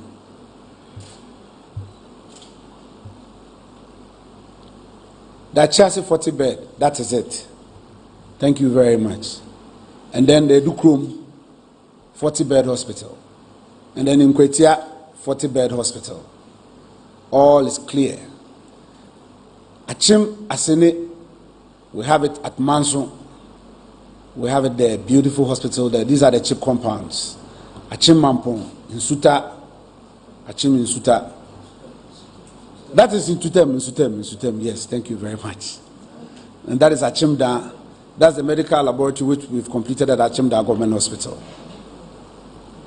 The next slide, please. Thank you very much. When this administration took office and we said we're going to modernize our systems and digitize our systems and make sure that communication went effectively and smooth, our detractors felt we were lying. We said we're going to introduce a drone service. They said we couldn't do it. Today, I am here to report to you that the drone service at Omenako is serving the people, and I'll give you shocking statistics. We are serving 32 districts out of the 33 districts in the region. And we have a total of 535 health facilities that we serve. As we speak, we have delivered a whopping 36,614 services to all these health facilities. And these ranges from medical, blood, vaccines. And so these three products are what we are using the drone service to serve the community. And in total, you'll be surprised that we have done a 566,700 product deliveries in the entire space. And this tells you how effective our health system have been improved. I wish to show you signs of the drone takeoff at its station. And this is a very beautiful zipline drone exercise. And this is all happening under the social services sector of His Excellency President Nana Addo Akufo-Addo's administration. The next slide, please. As we speak, when COVID came, we all know what happened. We have so far vaccinated 744,882 people. The number of persons who received one dose of vaccination are 1,073,584. And those doses that we received in the region were 3,388,549. This is by the Ghana Health Services statistics. And doses that we used was 2,026,206. Doses that expired, you know the vaccines after a period will expire, is 353,743. So in total, doses that were usable and we still have is 1,008,600. Reporting on monkeypox, which was recently announced, we had a number of suspected cases. We recorded a 47. We confirmed 2 of the cases. As we speak, the 2 have fully recovered. We have no mortality. And so we are a clean bill of health on that score. We were not left out by the administration's vision of ensuring that every constituency gained one ambulance. All the 33 constituencies that are co-terminus to our districts had an ambulance each. And so the picture there demonstrates when we display the ambulances at our regional coordinating council office. Under health, His Excellency the President, when COVID broke, declared that he was going to help us revamp the health sector and made a declaration that he was going to build 111 district hospitals for us. Indeed, in the region, we are favored to have 7 district hospitals under the Agenda 111. They are currently undergoing construction, and they are all at various stages of completion and within construction. We have Abomusu in the Tiwa West District. We have Manso in the Asene Manso across the district. We have Achim Swedro in the Brim South District Assembly. We have Ofuase in the Achimansan District. We have Adesu in the Upper West Achim District. And we have Atimpoku in the Sujaman District. That is being built at Akpegesu. And then the almighty Kowa Fram Plain South, Tiase. The pictures that follows shows progress of work on these Agenda 111 facilities. Please, you may roll the slides for me.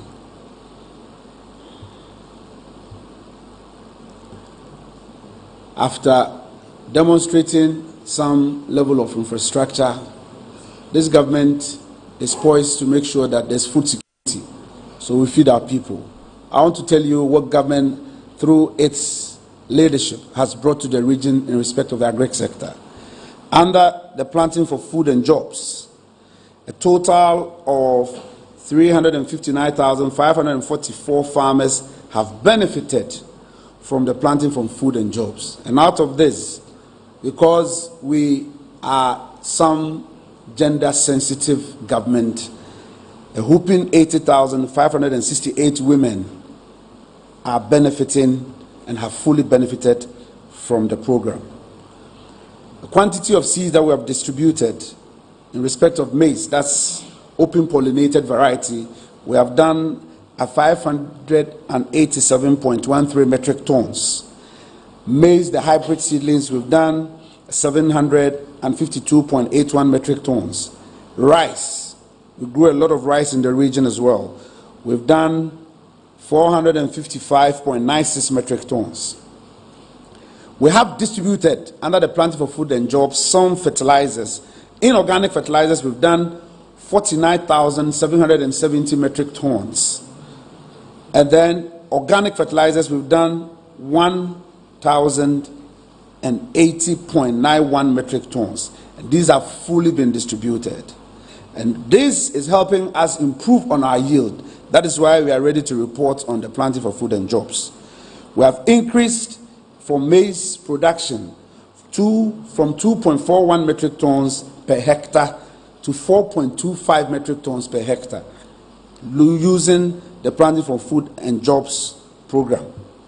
At the same time, the average yield of rice is also seeing an increase from 4.30 metric tons per hectare to 5.06 metric tons per hectare.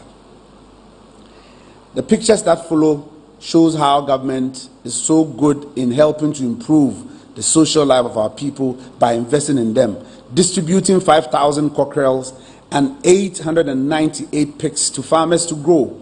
And this is at no cost to the farmer. Since the inception of the Export and Rural Development, that's the Planting for Export and Rural Development PED program, in 2018, a total of 3,826,812 tree crop seedlings has been distributed to farmers. And these are in the categories of mango, oil palm, coconut, cashew, rubber, and coffee. And these were all cultivated on lands totaling 28,288.8 hectares. As at June this year, a total of 1,278,504 seedlings consisting of oil palm, coconut, and mango have been distributed to our farmers in the region to cultivate over an 8,399.55 hectares. The total seedling distribution since 2019 to 2021 is as shown on the table ahead of us. The total seedlings distributed from inception, as I quoted earlier, is there for us to see. And the total hectares covered, the table is there clearly for us to see as well. We have a graph to demonstrate what we have done currently this year. Mind you, government have created what we call the Tree Crop Authority. And so we use this Tree Crop Authority to do the distributions now. Until then, we were not using the Tree Crop Authority. So we specifically made this graph for you to appreciate. There was a gap in distribution because of the transparency and procurement issues that we have to go through. We needed to make sure that the authority was fully fledged. It wasn't under any department in the Agric Ministry. And so now we are good to go, and we are doing what is needful for the people of the region. The next graph shows the distribution as we have done so far. And the pictures there demonstrate the seedlings that we are distributing to our farmers in the region. This is a government that helps her people to do well. If you come to Kwao East in the Kwao Mountains, Kotuso to be specific, cashew, we have established fields there, and this is all part of government's social programs to ensure that our farmers also enjoy from the vision of His Excellency the President. When you go to Awusase, watch me. My joy this afternoon is to report to you the vision of the Eastern region, which we call the commodity satellite market. When government introduced the planting for food and jobs and the yields were increasing, our farmers were craving for market to sell their wares. And so by the good advice of the technical people within the region, and here the regional agric department helped to design a program.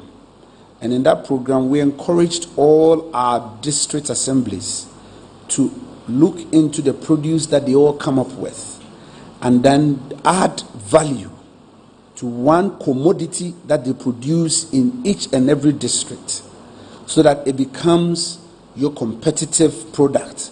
When you bring it on the market, people will buy. And by so doing, I'm happy to report to this House that last year we had a maiden fair, what we call the commodity satellite market. And the pictures are clear there for you to see. I'll give you some short statistics as we go for you to know the effects that the commodity satellite market has brought. The story I just said is clear there, and I say that consequently, issues of marketing these extra produce became a challenge. And so we have done the needful, and the statistics is there for all to see. Ebuakwa South is good in honey. You see the pictures for yourself. Ikwapim South is good in pineapple. Ikwapim North, mushrooms. Achimansa is noted for rice. Etiwa West is noted for taro. Taro, I'm sure when I say taro, most people will be thinking, what is taro? Brobe, I'm sure you know brobe. That is what we call taro. Good, good, good. Brim Central is noted for yellow crop. Everybody knows is mango. I won't debate that with any person. Then Chambo, palm oil. Fantiakwa South, cassava. In Samoa Dwejiri, maize. Lower Manya Krobo, rice. Etiwa East, rice. Kwao South, Jene, onions. Okre, gari. Esujaman, pepper. Suhum, vegetables. Kawa Afram Plains, gari. West Achim, eggplant and rice. The list goes on and on under the commodity satellite market. And you marvel the beautiful value additions that our farmers have been able to do and how they've branded their products. As we speak, We have 11 brands of locally produced rice under this administration, fully developed and now on the market. 18 brands of assorted gari on the market. 3 brands of honey. 14 brands of palm oil from various sectors within the region, from various districts. 6 brands of konkonte flour. Since its inception, 13,655 farmers and small-scale processors have been linked to markets, and a total volume of transactions under the Eastern Commodity Market amounts to a whopping 19,325,400 Ghana cedis. So you can imagine, but for this creative measure, our farmers would have struggled.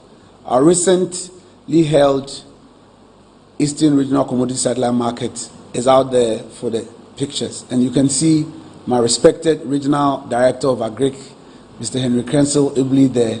I saw myself there. My big head is there. You can see it in the picture as well.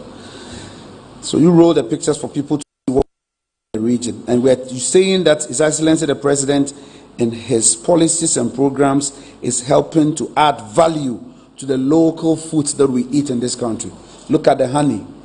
They will bring the honeycombs. They will bring the processed honey for you to see. And some have been beautifully made into sachets. The rice packs from Achimansa, the golden rice. The MCDC is here, will tell you. Very delicious, very nutritious. This is not imported from our local market. Very healthy for you to consume. We're having all this in the Eastern region. And this is what we expect our people to consume, not to consume the imported ones. Thank you. So you can see the pictures. It's clear for you to see. The onions from Kwao South, the zumi from Etiwa, it is there for everybody to see. We are not lying. You see, I'm drinking some beautiful coconut from there. You can see. When you come, I'll serve you some. You can see what we have done. At the last held National Farmers Day, we exhibited some of our produce at our Salah market stand, and all the regions came to shop from us. This is creativity and walking the talk, so that the people on the farm would also know that there can be value and there is hope for them in the future. That is leadership, and that can be found under the administration of His Excellency the President of the Republic, Nana Addo Dankwa Akufo-Addo.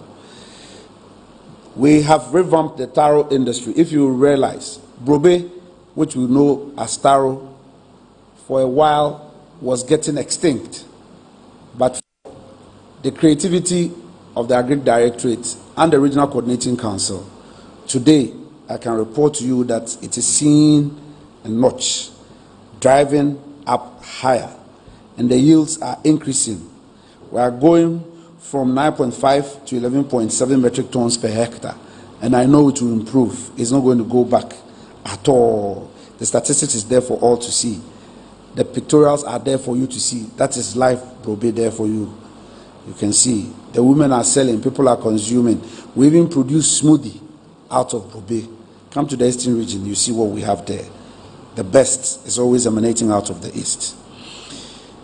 We were also not left out by the vision of the President in establishing, under the IPEP program, the One District, One Warehouse. We have some infrastructure under the One District, One Warehouse at Apamanya Krobo. We have one at Ayensuano. We have Fantiakwa North, Kwao South, and Akwa Front Plains, all at various stages of construction. But the yield and the total capacity of these warehouses is going to be 1,000 metric tons when completed. We have some pictures demonstrating the various completion at various sites. That is the one at Apamanya Krobo. And please, you can roll the slides for me. I'm sure the way I'm being watched, my time is fast spent, so that I double up. We have built up, using under the Ghana Secondary Cities program, built beautiful markets at Achimda in the Brim Central District Municipal Assembly. And then we have also done some beautiful market sheds for them. And Lower Manya Krobo is also building a beautiful market as well. It's under construction. Our MC is here to attest to that. I cannot come and stand before you and not mention the beautiful region that houses a lot of tourism. Every area within the eastern region can boast of one tourist site. Name it, from waterfalls, from water sports, from caves, name them, eco parks, all abound. It is only in Ghana and in Kwo, in the eastern region, where we paraglide. So you can imagine. Government, and you see the entrance to the Bree Botanical Gardens, which is in the Ekwapim South Municipality. We have decorated the entrance and we are improving the park so that visitors will be encouraged to come. This is a government that is ready to listen and to help their people. So we will serve and serve the good people of this country with all our hearts, with all our might, with all our strength. You can see the pictures for yourself. Beautiful Boti Falls, Asanema Falls. The big tree had been left alone, but this government decided to revamp it, and it's built a beautiful facility where people can sit and also have some beautiful leisure when they visit the big tree in Aprokumase, in the Asene Manso Akroso district. This is what His Excellency the President has brought to us. One of the commodities that have helped our country balance our payments in respect of the economy is cocoa. And cocoa was brought into this country by a man named Tete Kwashi. And there is a receptive which was developed many years ago. We have come, we have touched the facility, and I want to show it all to see that this is a government who will come and meet rot and put it into good use. That is us on the Tete Kwashi cocoa farm in Mampong. That is what we have done, and I thank government for doing this. I would not end without advertising that the investment potential of my region is so huge. And even though I'm selling what government has done, we are open to more private participation, and we dare say that government is putting in the enabling infrastructure. As we speak, government has procured funds to ensure that we dualize Peduase to Koforidua, and this is going to happen.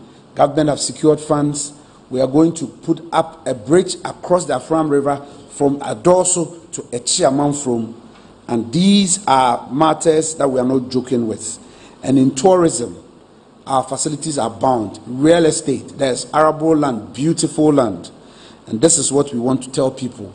We have land for shopping malls, and you can see it's clear. If you are exiting out of Accra, I don't need to tell you, most people are living in the eastern region and working in the greater Accra region today. Opportunity abound in real estate. And then we have demonstrated to you the agro-processing, clearly from our commodity satellite market views that we showed a while ago. I want to thank you. Because the Volta Lake is in our region, we use it both as food and for leisure.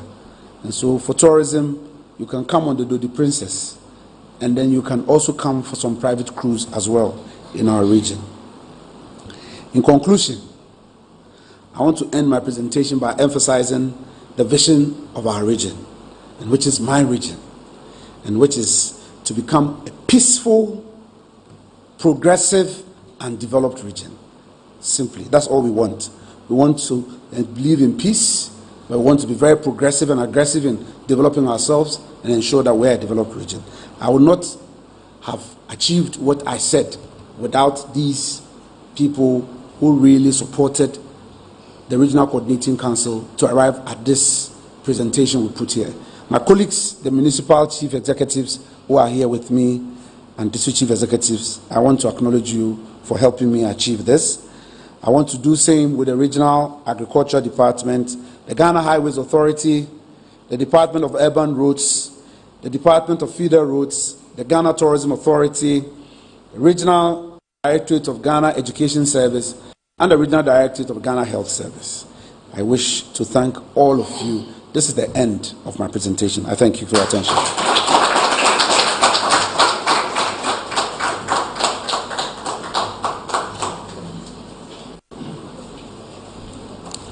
A bigger round of applause for Honorable Minister. And I'll tell you why. You know, a lot has been shown this afternoon. And it is impressive to note that what the Minister presented on infrastructure are not artistic impressions. Someone will sell you books, work in books, and then convince you that President Nana Addo Dankwa Akufo-Addo and this government have done nothing. But for the good people of this country who are beneficiaries of all these big infrastructural projects, they know there is something. And government is committed to, you know, working so hard so that we can deliver to the expectations of Ghanaians. And in recent times, if you were following the news, you realize that the President of the Republic, Nana Addo Dankwa Akufo-Addo, mentioned the records of this government on roads infrastructure since 2017. A lot of people who did not take the pain to even check the facts on the ground, who had not even checked with the regions, were saying that the figures were cooked. They were cooked figures. They are not true. But could you believe that just from the minister's presentation, I realized that he mentioned that in Eastern region alone, 1 out of the 16 regions of this country, they have awarded 5,404.79 kilometers of road and completed 1,487.62 kilometers of roads. So with these facts in your face and the pictorial evidence that we have seen, if someone tells you that this government has done barely 4,000, you are telling me that we've done almost 1,005 in one region, and in 15 regions we've done 2,500. That is untrue. I don't know anywhere at all. Accra, Kumasi, and this alone should tell you that those informations out there are not true. So I'm pleading with you as our friends to spread the word. At least you have seen the pictures. At least they have given you the locations where you can find these projects on the ground. So please take the pain to follow up and fact check on this information so that we can well inform Ghanaians. On that note, we have a few more acknowledgements before we take your questions. Joining us this afternoon, we have the DCE of Ayensuano, Honorable Awuku, with us. Honorable, we acknowledge you. We also have the MCE for New Jabin North, Honorable Comfort Asante. We also have with us the DCE for Etiwa West, Honorable Seth Asante. So, honorable members, thank you so much for making time. On that note, ladies and gentlemen, we will take your questions. You show by hand, you mention your name and media house, and then proceed to ask your question. Okay, so I'll take Duke. Okay, I can see Nana. Okay, Nana. We can take 5 questions for this round, so please, if you have any question, this is the best time to ask. Okay, so, my name is Duke Mensah. I work with CTFM and CTTV. My question for Honorable has got to do with a matter of safety and security in the region. We know that calm has returned to the Krobo enclave, but my question relates to what the long-term plan of the Eastern Regional Coordinating Council and the Security Council is to ensure that there is permanent peace and security in the Krobo enclave in relation to the running agitations between persons in that enclave and the Electricity Company of Ghana. And then secondly, you spoke about the investment potential of the region. If you are given the opportunity, what is the most urgent venture that requires urgent investment with private sector to create jobs for residents of the region? Thank you. Thank you for the question. So we'll take the second. Yes, good afternoon, Honorable Minister. Good afternoon. Winneba Sodro Odan Road or Odan Tunkoko Road is in a very bad state. Now, if you want to go to Odan, unless you go through, I think, someone through Asamankasi, where the road is a bit better. But I went there the last time. I had to do some detour through, I think, Aguna Nyakruma, whatever, or Konyako, whatever, before you could get And the road is very bad. I don't know what is being done about it. So I want you to state the state of that particular road, especially from Odan to Nkoko. That's been under construction for a very long time. When I was at secondary school at Odan School in 1975, they were doing the afternoon. I don't know what has happened to it. And then talking about tourism, can I draw your attention to Galamsey activity in the Brim and Pra River? I come from where the practice is so I know what I'm talking about. I went to, I think, Agyemang Badu, yes. And the state of the river is very, very, very bad. Very, very bad. I don't know what the RSC is doing about it because water is life, as they say. Then, Honorable Minister, we have TV Hospital, that is 7 the SCAP, whatever you call the towns on the mountain. But we have Holy Family Hospital at Nkoko, which is a private hospital. Is there any plan, as it were, to set up a district hospital at Nkoko? Because Nkoko has now become a municipality, and the towns are growing, and people are doubling up every now and then. So do we have a plan for this hospital for Nkoko? Thank you very much. Thank you for the question. Honorable, good afternoon. Good afternoon. Yefemi Opoku, Kingdom FM. Pastor, my question here to Bakoye in relation to the first my colleague Bakono in connection to security. You say adoso they call Agyemang from a farm plains on more. A traders say complain say because of say a quine no na a comfort more that stretch of road. You say honorable no former MP on price so a DNA in Shishaya region here to calm this issue and I say may help you say security in Boku. The next question is so if you say Eastern region, one of the regions are challenges with Fulani herdsmen. Most of the time, farmers and any herdsmen they tie any confrontations kakra. Honorable here to region here to help calm this issue with the Fulani herdsmen and farmers. That's it. That's it. Please, if you have any question, kindly show by hand so that we'll call you. Otherwise, we take that to be the last question and the last round if there are no questions. Okay, thank you.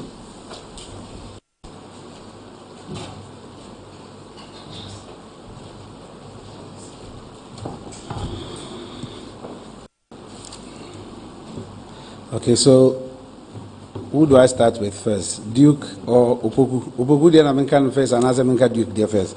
Answer no menka nitwi an brofo. Menka nitwi. Yo who can Fulani for asem. Ene ekuafo. Kwan ya ye befa so.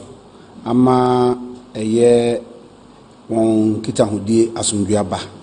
Ena efi eche amam from ebados de yensuo. Nti ene de enye kwan ene na meka asisi ase aban be ye etwene atoso aman no na mum se wo kan se bi efiri kwawutafo e de atwam nkyene e de kofa odotum kwanta de kokoduru adoso e bia ufamu amane e de kosi eye esubone etwam ekọ nketepa e de kọ akosi ko amanfrom empam a eho no na ekwan no nye se ye kese nyina Ghana highway for e de won fidie e be twaso na adwadifo na ekwantufo etimi afaso nti eho no e na ya na ekwan mu ekafo I from arm robbers no wo mo eta be ha adwadifo e wo sa kwan no so nanso stansen abambo aprosifo no e boaye Emma odi ekwan so atrefie pa enunti emma saa aboneyefo wonya saa emrena no wonya edidi edwadifo bone no obehwa ekobe afi ntemunie obehu se esre so eye Agyemang from oja eho nyina adwofom nyina agina nhihye ya yene prosifo eye prosisahene Kunini Akufo Dampare George and an impany Edi ehunsa woso ene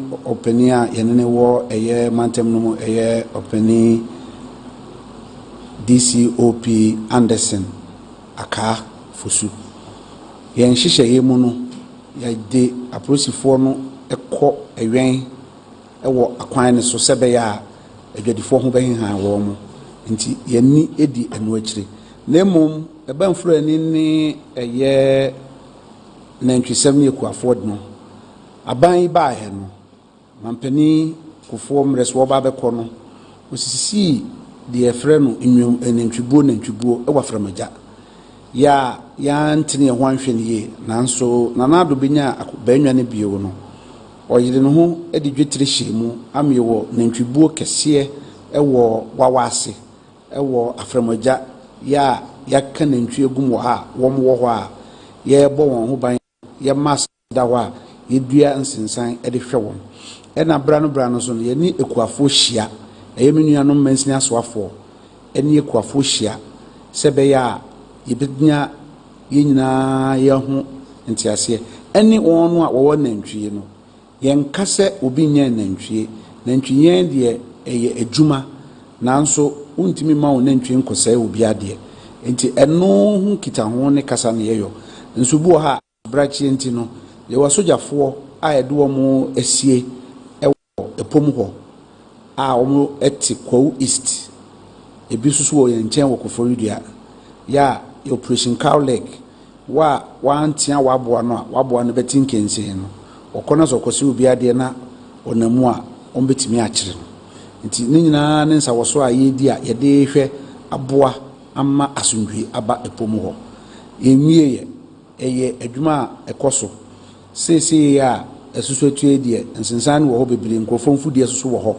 nti wobɛhu ane ɔsiese abo bi akɔakɔwe yɛyere ho ahyehyɛ mmara ɛne ɛkwan yɛfa so a yɛbɛtumi ahwɛ ama wo a wanhwɛ wabo yie no sɛ okodi abansɛm a yɛbɛbɔ ka nti ɛyɛ afotu a yɛn so yɛnam so yɛne fura ne mpanifoɔ nso wɔn so wɔn ɛtete a biara no a wɔn ɛka wɔn ho bom nti wɔn mpanifoɔ no ɛne wɔn yɛne wɔn di nsawosoɔ wɔba yaso yɛ original coordinating council a yɛne wɔn di nsawosoɔ ɛkyerɛ wɔn so madwuma no sɛbi omi yɛkɔ bini kɔfoɔ ɛnam yɛ amesum yɛkɔ ni a meti kɔ yi woba bɛso kan a sɛ yɛ ne spɛpas hɔ amfra ne fɔn so wɔn deɛ ne nantwi yɛn nti no untumi nsan untumi nyɛ wɔn firi nantwi ne ho nti yɛbɔ yɛn ho mɔde sɛ yɛne wɔn bɛdi nsawosoɔ sɛdeɛ yɛ no mmea bi a yɛnim no kwan a wɔn fa so sɛ bi a eduru sɛ nantwitɔ ɛbɛkɔ soro sɛ ebi a yɛn nuanom a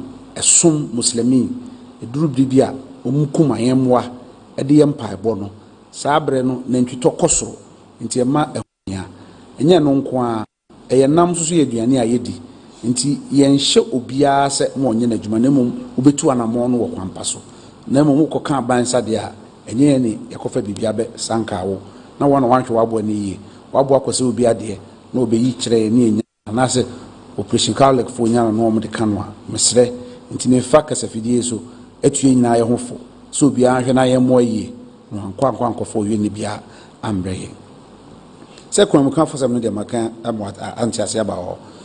In summary, we the herders, the nomadic farmers who are owning and some are just rearing the cattle on behalf of the owners of the cattle. And at the same time, we're engaging our town folks using the administrative machinery at the district assemblies to ensure that we engage. We believe in that social engagement, engaging the stakeholder to have an amicable settlement on some of these matters. We are learning best practices elsewhere. And so our concern is not necessarily to go and use with our military might to kill the cattle, but to engage to get people to appreciate that in as much as it is an economic activity, we ought to be responsible when we are with our cattle. That aside, the crime which was in that enclave of Afram Plain South and the Kwawu South areas, by the assistance of the Ghana Police Service, we have had some increase in men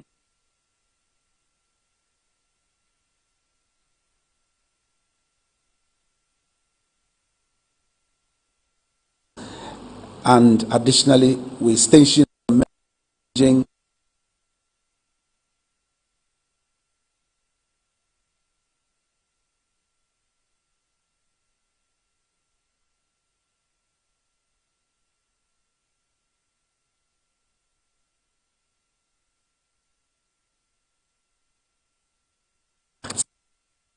some corporates were arrested,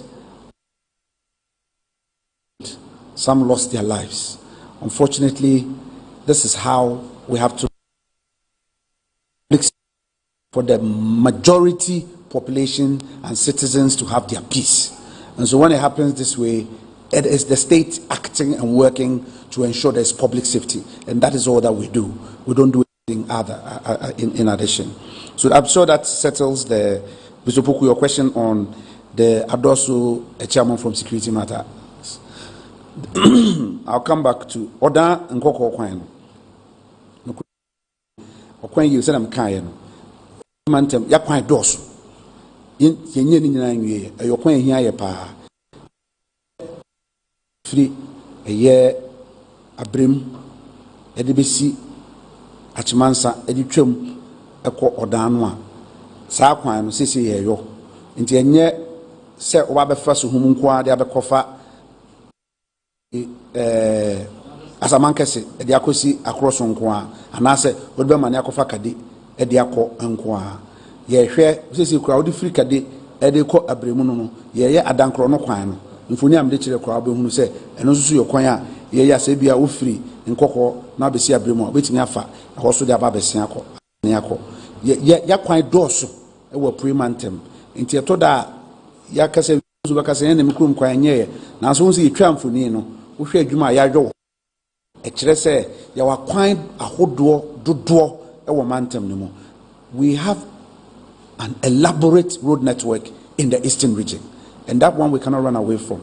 I know of the Nkoko Odan Road. It was a major road for us in the northern part of the region in Kwo to travel to the western part of the region in Odan. And I know that it is a road that has been captured by the Ghana Highway Authority. It is yet to put it on advertisement for construction to be effected on that. But it isn't that we've just left it. We need it. But you know, the economy, as much as we have, is what we use and deploy and work on it. So these are the things that we've done. There are contractors on that road. Then there are contractors. No. He's talking of the Odan Road. The Odan to Nkoko Road. No, Odan School, No. You see, wait a minute. The one from Odan School all the way comes to Ofwase. That one, there are contractors on it working on it. But the one that leads to Nkoko is what you are talking about.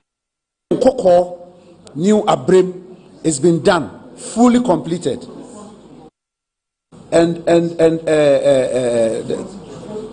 No, Ofwase, I don't need to talk about that one. That one. We have done from Apuputia, I'll call in Nkoko Hotel Junction, all through to Abrim Fie. And then from Abrim to Ofwase, it's been done. He's talking about when you get to Abrim, you may not necessarily go to Ofwase to go to Odan. That's the road you are talking about, the Ekwansi one. So that one is talking about. That one, haven't done it. That's what I was talking about. But that's why I said we have elaborate road network in the region. So if you don't take care, you don't get the mappings very well. That's why I said you have alternative. You can go to Abrim and use the other one. Either you go through Ofwase or you go through Kade and you make it all the same to Odan. But government will make sure that each and every person gets their fair share of infrastructure development. And you talked about Agunanya Krum, which comes to Akroso. That one too is between us and Central Region. You remember when I was giving our boundaries, I showed where in the south we border Greater Accra and Central Region. That's our link with them. Highways have picked it up. Like I said, the entire road network of Ghana is so huge. But between us and them, we are pushing for more infrastructure development to be effected. So it is work in progress. Then I'll come to Mr. Duke. I'm sure you talk about Agyemang Badu, the source of the River Pra. Yes, the RECSEC, the Regional Security Council, is seriously working. We have a task force working and helping that illegal mining activities are reduced in the region. And so it's an area we have marked out, and we are working with our DISEX and MUSEX in the areas to make sure that there's less illegal activity in the area. Unfortunately, this has been a war His Excellency the President waged, and we are still in the war. We are in Operation Halt 2, which it is led by the Ghana Armed Forces, and then periodically the Regional Security Council, with its operations of a joint force of armed forces and policemen, go on ground, also based on tip-off, because you know the activities of some of these illegal miners, and so it's a major war we are after, and we are not kidding. We are not joking with it. We're going to make sure. You talked about the ETBA. No, in Koko, we want a district hospital in Koko. It's a good proposition. We proposed that, but mind you, a district hospital is being built. The polyclinic status is being built in Kwetia. Aside what is already even government has sourced some funds to develop what was started under the President Mills era in Abetifi, and then a TBA. So in Koko, knowing how big in Koko is growing, yes, government has plans of building. But you know, the cake is not as big as my head, so we go it in pieces. Thank you. And then the equipment reach stability. We are on course. Government so far has been able to bring some peace to the area, and peace is not all achieved through physical establishments. Some have alternative dispute resolution mechanisms. Government is employing every resource available to ensure that we bring lasting peace to the Kwapim Ridge. In the Kobo area, when it started, it was tough, but I can report that reason is coming and reason is winning, and we've been engaging both citizens, traditional leaders, and all the stakeholders and actors to bring lasting peace in the area. So far, we have a smooth deployment of paid meters in both assemblies, i.e. Yilo Krobo Municipality and Lower Manya Krobo Municipality. We are so far cool, and ECJ is deploying peacefully. In the long term, our plan is to engage our people and educate our people. And we want everybody listening to us to also open themselves up for education. There is no way a resource such as electricity, when generated, cannot be paid for. Once you utilize the utility, you should be ready to pay for the service, because the service provider, the generator, and the transmitter are all spending to produce the resource for us, and the resource needs to be paid for. That aside, we also would also crave on the service providers to also temper with our language, our approach to our citizens, because you are serving and helping all of us. This has been the way we have been able to move the stalemate into a settlement, and we are coasting peacefully to ensure that we fully deploy the prepaid meters in the two municipalities. In fact, I will say that the major sector for investment in the region, aside agriculture, is tourism. And in tourism, the built environment, there's so much room for putting up hotels, putting up real estate, because, like I said, people are commuting from the region and coming into the national capital to work. I know people who live in Koforidua and drive every morning to come to Accra to work. And when the dualization of Peduase to Koforidua is fully completed, I see a bigger rollout of investment and improvement in the regional economy. And so that is why we already advertise the region for people to see the potential of the region. The region is a very green region. Green Ghana, we don't struggle to green Eastern region. It is a region that has a lot of potential for that.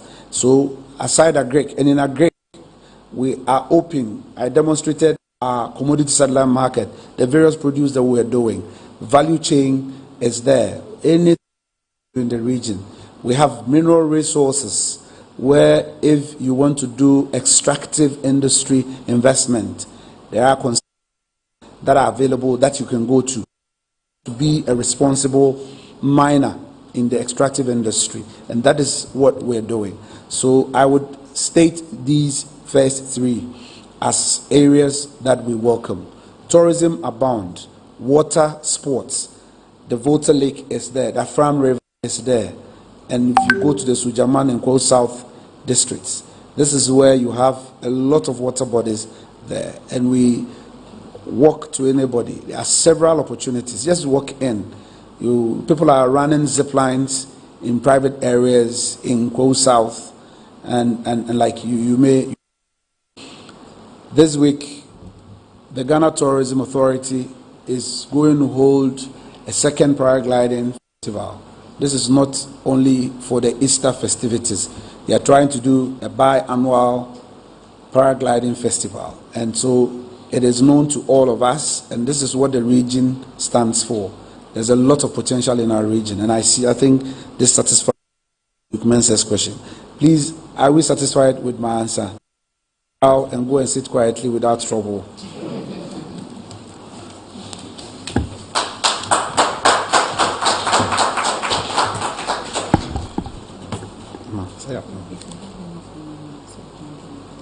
Thank you.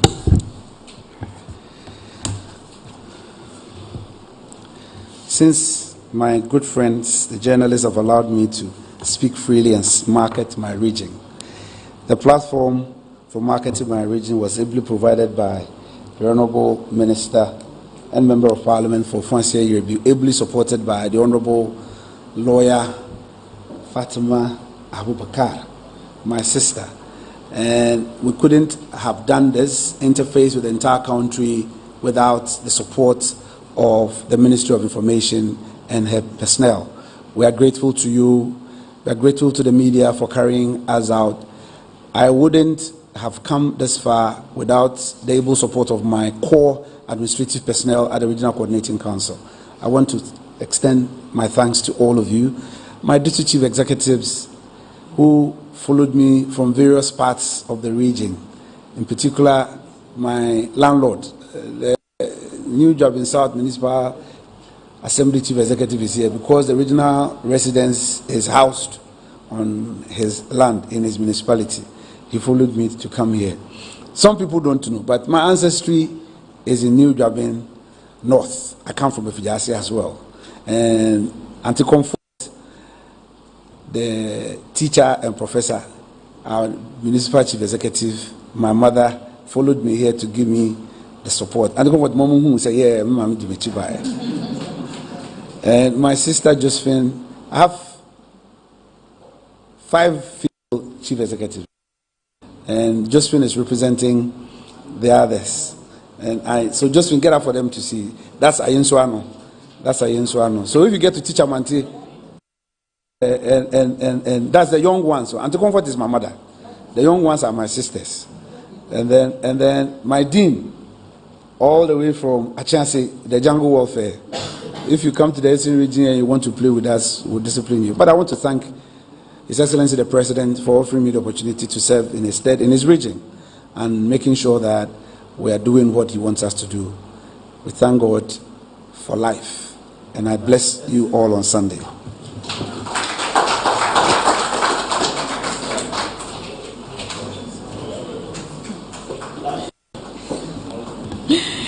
Thank you so much, Honorable Minister, distinguished ladies and gentlemen. That brings us to the press briefing. It was so comprehensive that, in fact, it would be a crime for me to attempt to even again. But I was like, oh, Honorable Minister spoke so well, good English, good Chi. And then he mentioned Taro, and I said, and he attended a good school because. If he started where I started, maybe I'll be saying watakoko yam and cocoa, you know. So, Minister, thank you so much. It's been a wonderful afternoon, and we hope to do this some other time, hopefully in the region where we can do town hall and get more engagement. and our friends from the media, I would like to thank you for sacrificing your Sunday afternoon. I know we can go back to the fufu and all that. Thank you so much for your time. Good afternoon.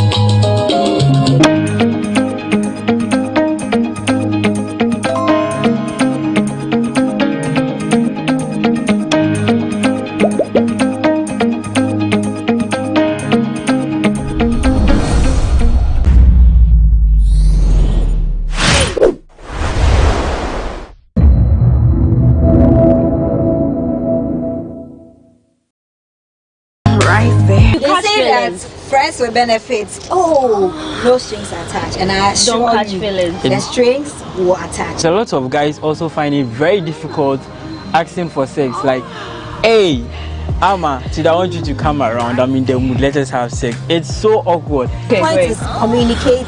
Like, look at the person, see if it's the right time to strike. Okay. If not, talk about it. You agree that we should have sex, and in the midst of having sex, you told me to stop. To stop. It's like running on the Temamoto way at 100 kilometers per hour. Making a woman orgasm is a type of skill that men who are good at it are supposed to be given medals. Right there.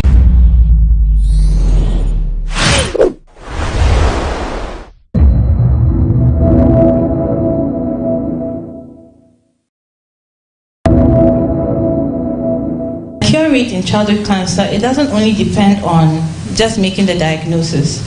Okay, you have to have access to diagnosis. You have to be able to get to the center where the investigations can be done for you to be diagnosed with childhood cancer. You need to be able to even get access to the treatment. Okay, some of the children with eye cancers, the retinoblastomas, blood cancers, leukemias, kidney cancers, and the Burkitt's lymphoma are very fortunate that theirs is now covered under insurance. But there are many more whose cancers may not be covered by insurance who still need access to treatment. And then also the event-free survival of these patients. After we treat them, their survival after that is also contributing to the kind of cure rates that we would have. As you can see, in high-income countries, as expected, access to diagnosis is 100%. People are well educated, they come to hospital early, their children are all covered under the health insurance, so care is provided for free for most of them, and therefore the outcomes are very, very good, like 80%. When you come to, let's say, China, even though the awareness is very good, access to diagnosis is 95%, access to treatment is still very low.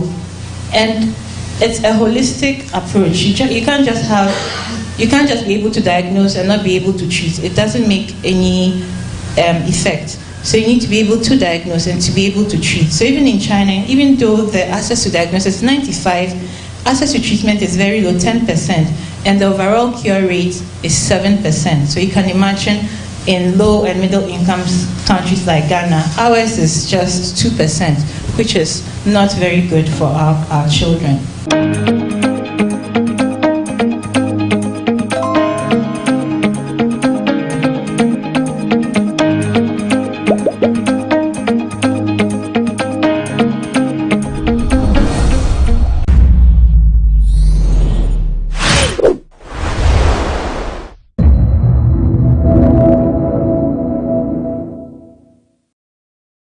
Your boyfriend sponsors you.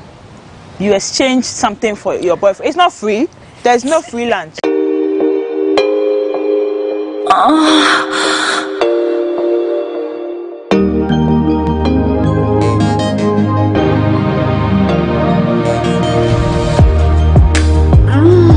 Right there.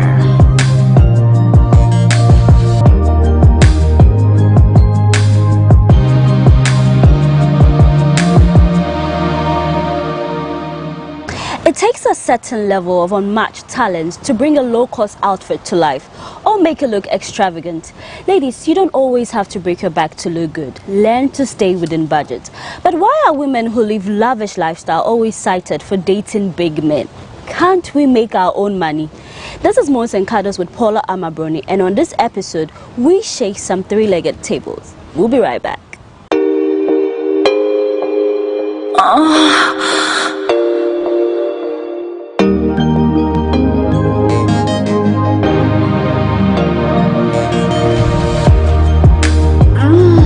Right there.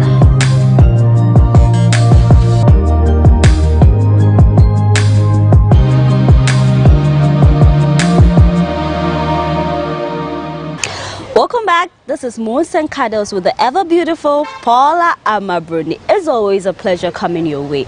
Now, today's topic is something of interest to me because I see a lot of ladies doing the thing wrong just because they want to look good. They have to break the bank. You know, sometimes you don't even have the money, but you just go beyond board just to slay.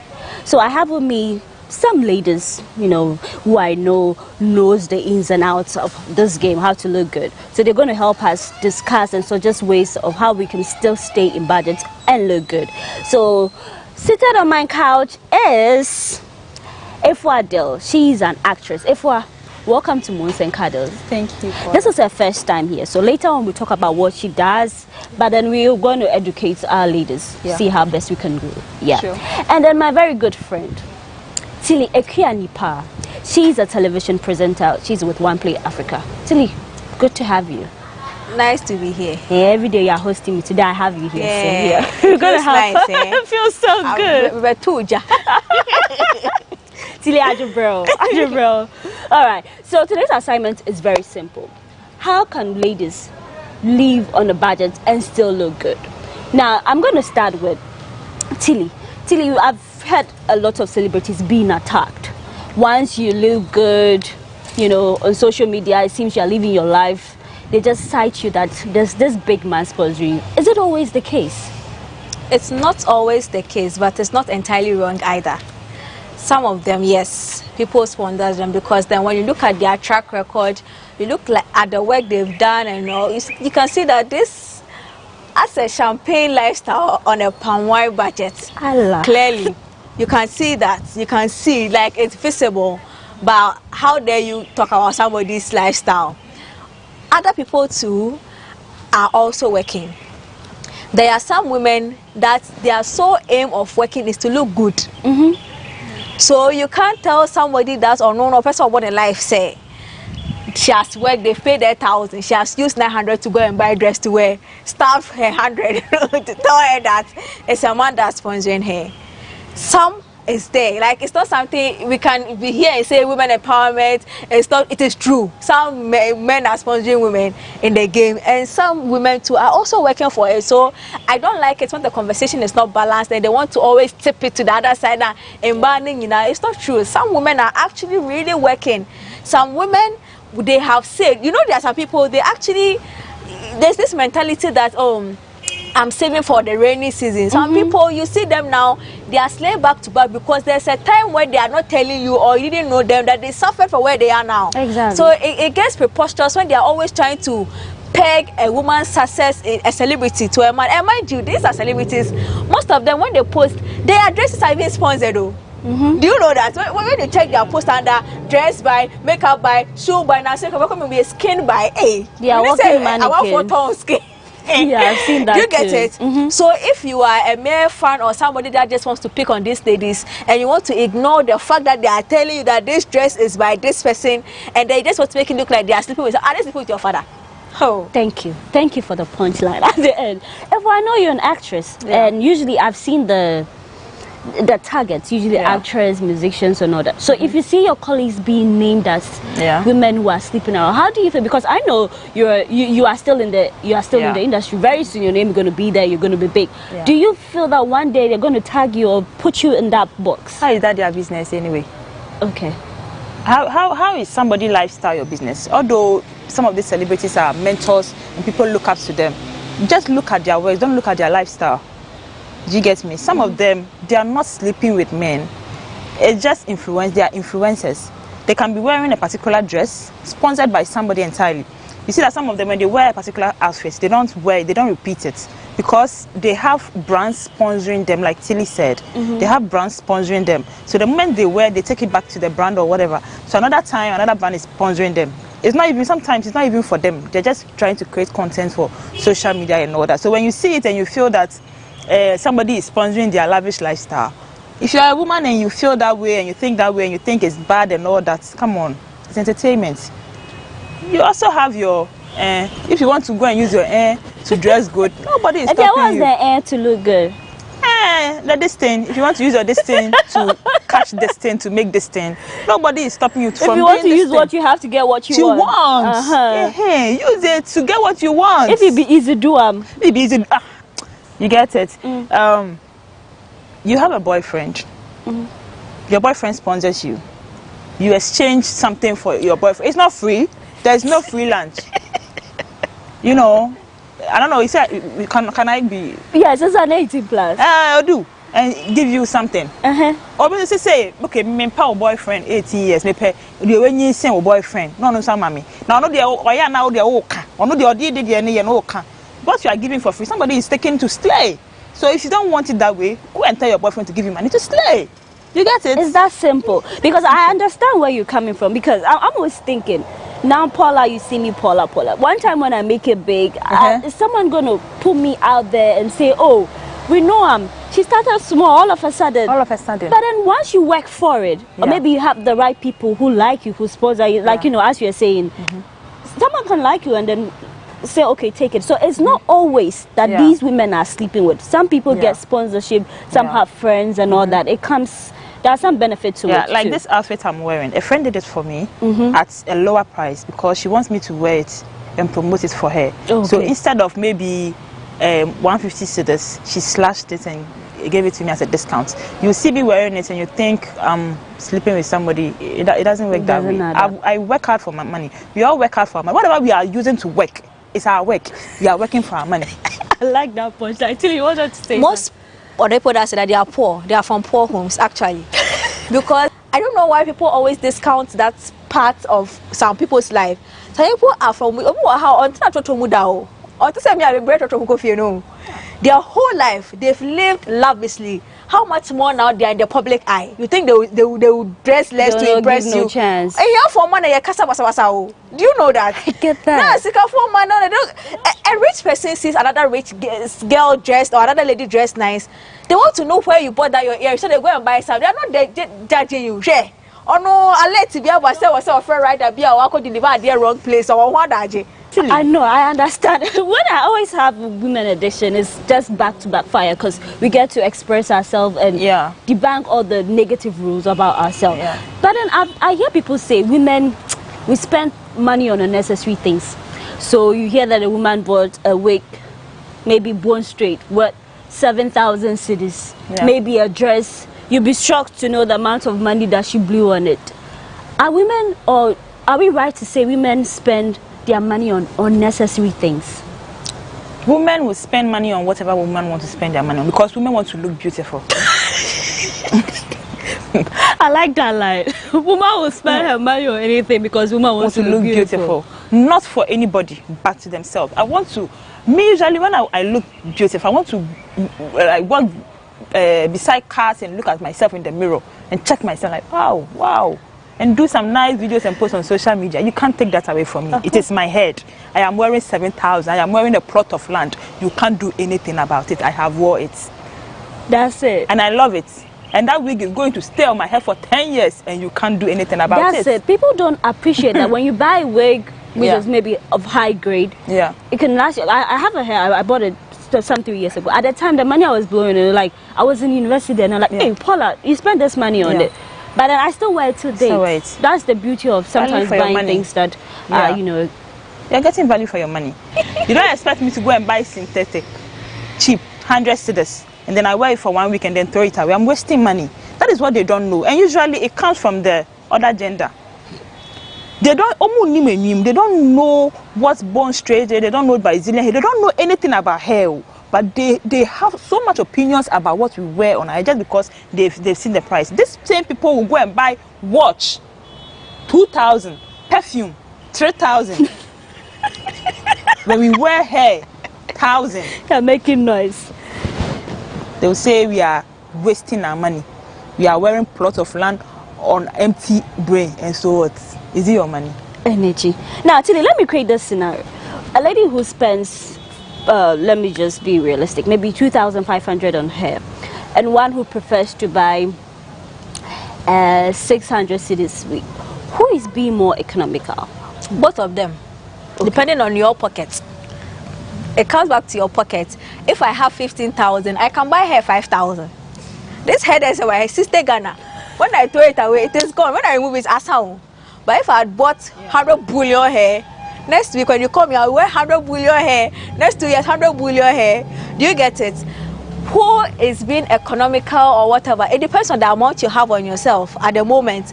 Your budget. If you take 15,000 out and it's not breaking your bank, you are good to go. And the conversation that women, we buy things, we have to be frugal. We don't have to be frugal though. That's the truth. People keep complaining that women buy unnecessarily. Who is really buying though? Because for me, if I buy stuff for myself, it's an investment for myself. Yeah.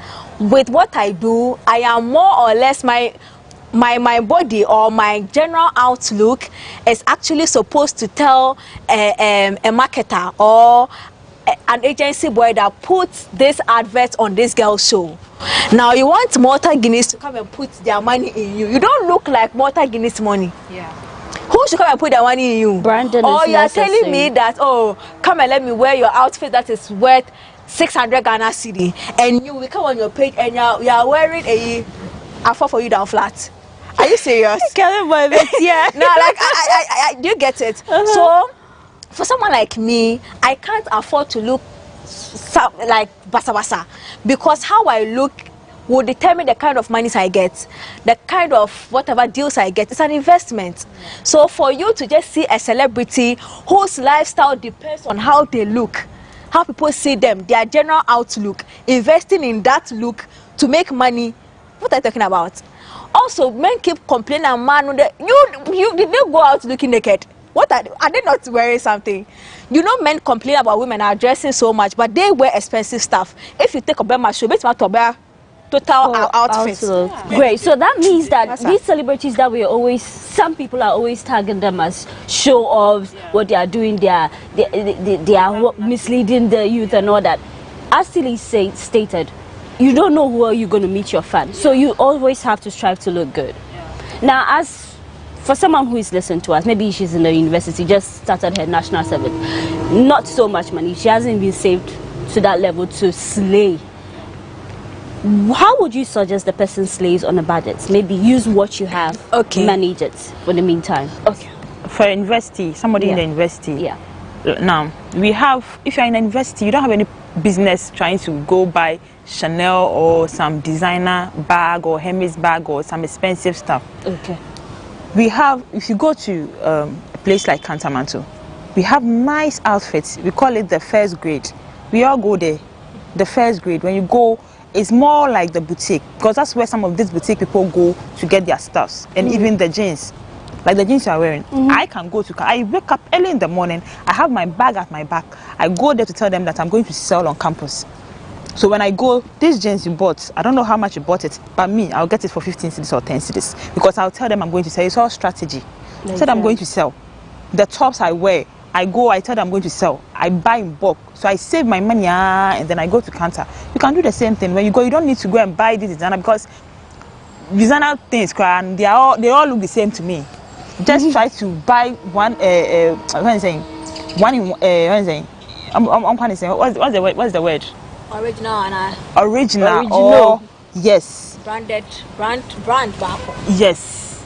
But from the name, but it will come later. It will come. When you go to Kantamanto, you can get all these stuffs, you know, very nice, beautiful stuff at affordable prices. It's all about strategy. You don't have to go to boutique. You don't have any business going to boutique, to wear boutique dress to lecture halls. Nobody. You are not going there to show anything. You're just going there to learn. Learn. The money will come later. The money will come later. Okay. So you don't need to break your pocket or budget. There are ways you can do combination. that will make you look very beautiful. Me, I'm very particular about colors. There are some colors that don't look good on my skin. There are some colors that naturally look cheap on people. No matter how expensive the dress is, if the color is not nice or the dress anyway, it will look cheap on you. That reminds me, there's this celebrity that she's always true. She claims she's got money and all that. She can rock designer head to toe, but just how she's just mixed it. You see how you mix it. You know, sister, me a premier you. Me a tire me come down that boutique me 5 CD, 10, 15, just a cost 20. Na de be sia combine na garnish na ye fresh. Me nwi de ne board dem. Me nwi bi na me de be ka ho na wo de hero ka ho pe pa bibia say. You slayed. And I have fine legs. Oh my God. Did you want to add something to it? Know thyself. If you're a person, just know thyself. You have seen a Jackie appear holding whatever designs, 6 designer wear on her body. Have you worked like Jackie appear? Do you have the money in her bank account some? Just know thyself. And me too, I have a rule I deal with. I do what I can afford, not what I like. Because it's I'm a lobster, but I'm cancel. Timenum drink. Just know yourself and know what you can afford. I can't force myself that change. I see, maybe dress, you know. Like the way she says she can combine, I can't combine. So I ask for help. And right now, you don't even have to go to Benda. Go on Instagram, thrift, falafel, just go. It looks fresh. It looks color brighten, it try brighten. Just wear it. Just know how to style yourself. Know how to block your colors. Monochrome look now, but yeah, that is all. That's all. I don't know how to dress. So what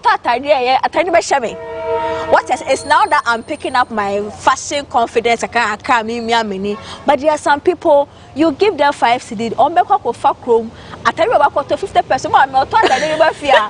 Or you I tell you 50%, hey man, but the way you wear it, the way you wear it to know. Or shower wash 1,000 dress, because I know you get it. So it's very real. Like, you know, you don't always have to break your back to look good. We always say you can combine 1 or 2. But you see how good I'm looking right now, makeup on point. My makeup was done by Kiki Sadiq.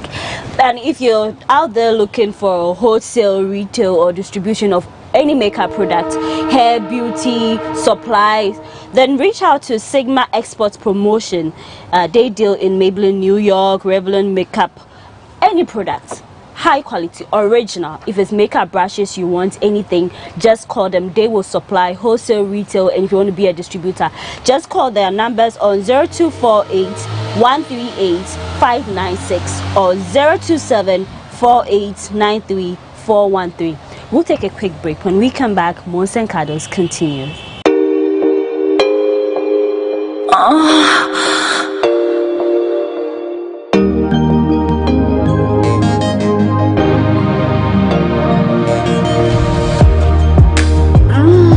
Right there.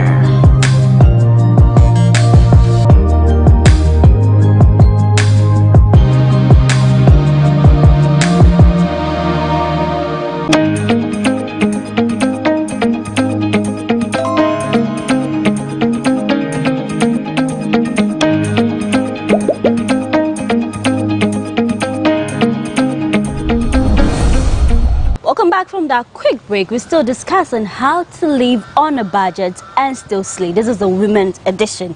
So I have my ladies here. Efwa Del, she's an actress, and Tilly Ekuanipa, she's a television presenter. Tilly, I must say I like how the conversation is going, but let's play this one. Yeah, the mystery box. We got some questions here. You just pick it and you give us honest answers. So I'm going to start with you, Tilly.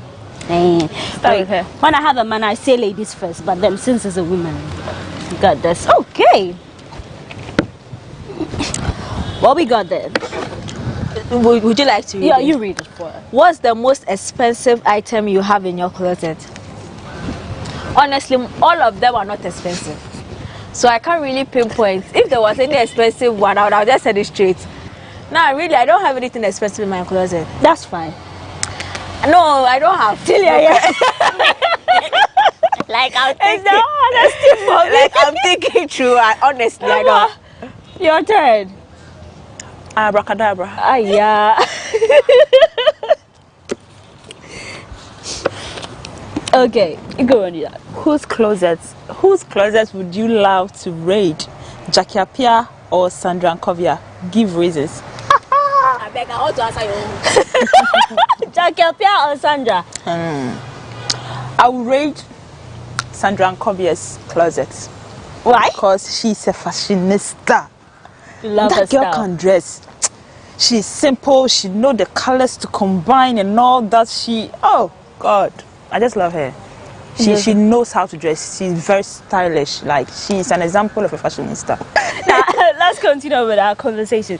Now, we've all spoken about how to live on a budget. It doesn't necessarily have to be, you know, those designer. Once you haven't gotten to that level, we'll play by our sizes. Yeah.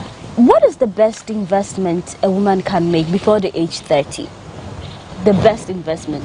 I know there's 1,001 there, but what investment can you make? Your mind. Invest in education. I feel like whenever we are in school, when we take education for granted till you leave and you realize that why a mistake. We don't also take those seminars that they do or conferences that are extracurricular. We don't take it seriously, but those places here are the most important places that can actually make you meet the right people that will set you up.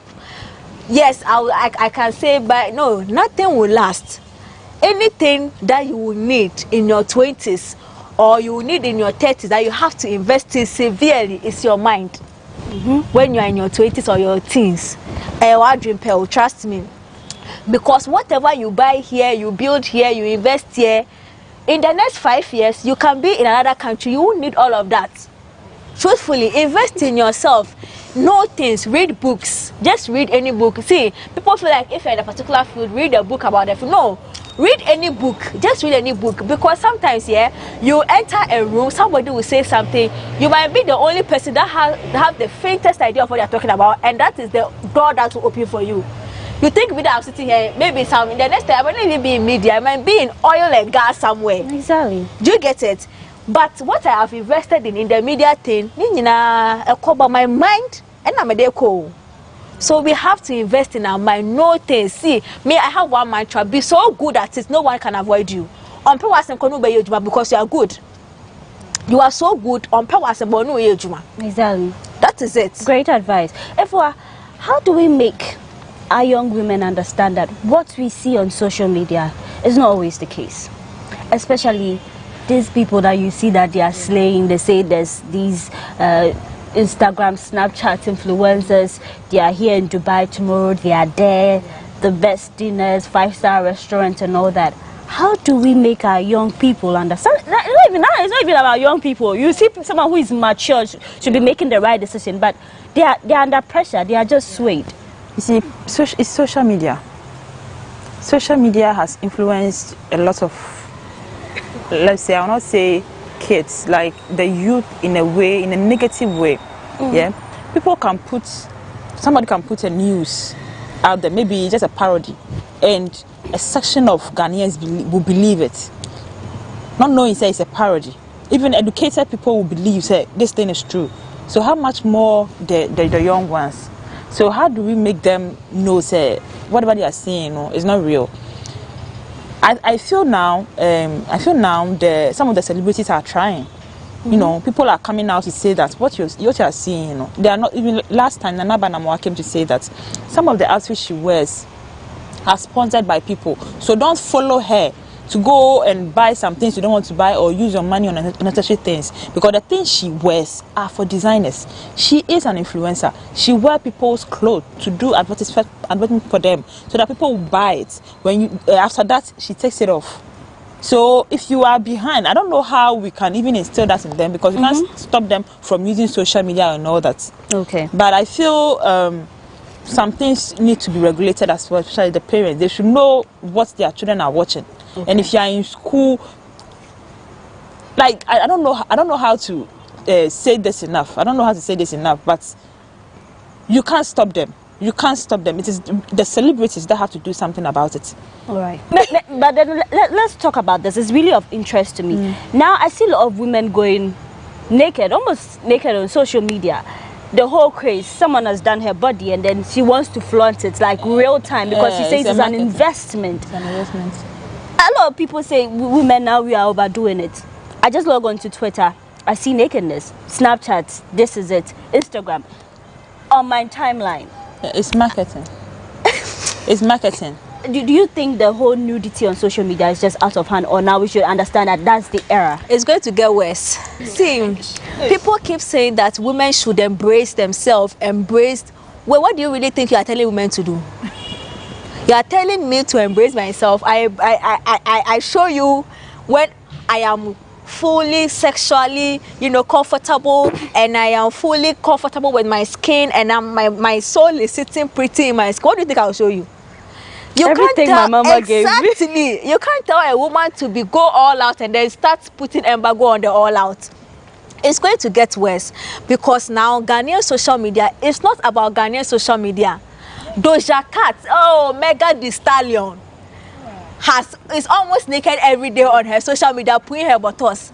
The child, she might follow me, who will not show her buttocks, but she's at the same time following Megan Thee Stallion, who's showing the buttocks. So I might not have to show my buttocks, but she knows how buttocks are. They are done. So we should stop criticizing celebrities who've worked on your body and are proud and confident to show what they've Where got. are they showing the body though? Most of them, they are the poolside wearing their bikini. Pool no kwasha kabani slitana. Do you see them wearing bikini to shows? Do you get it? I get it.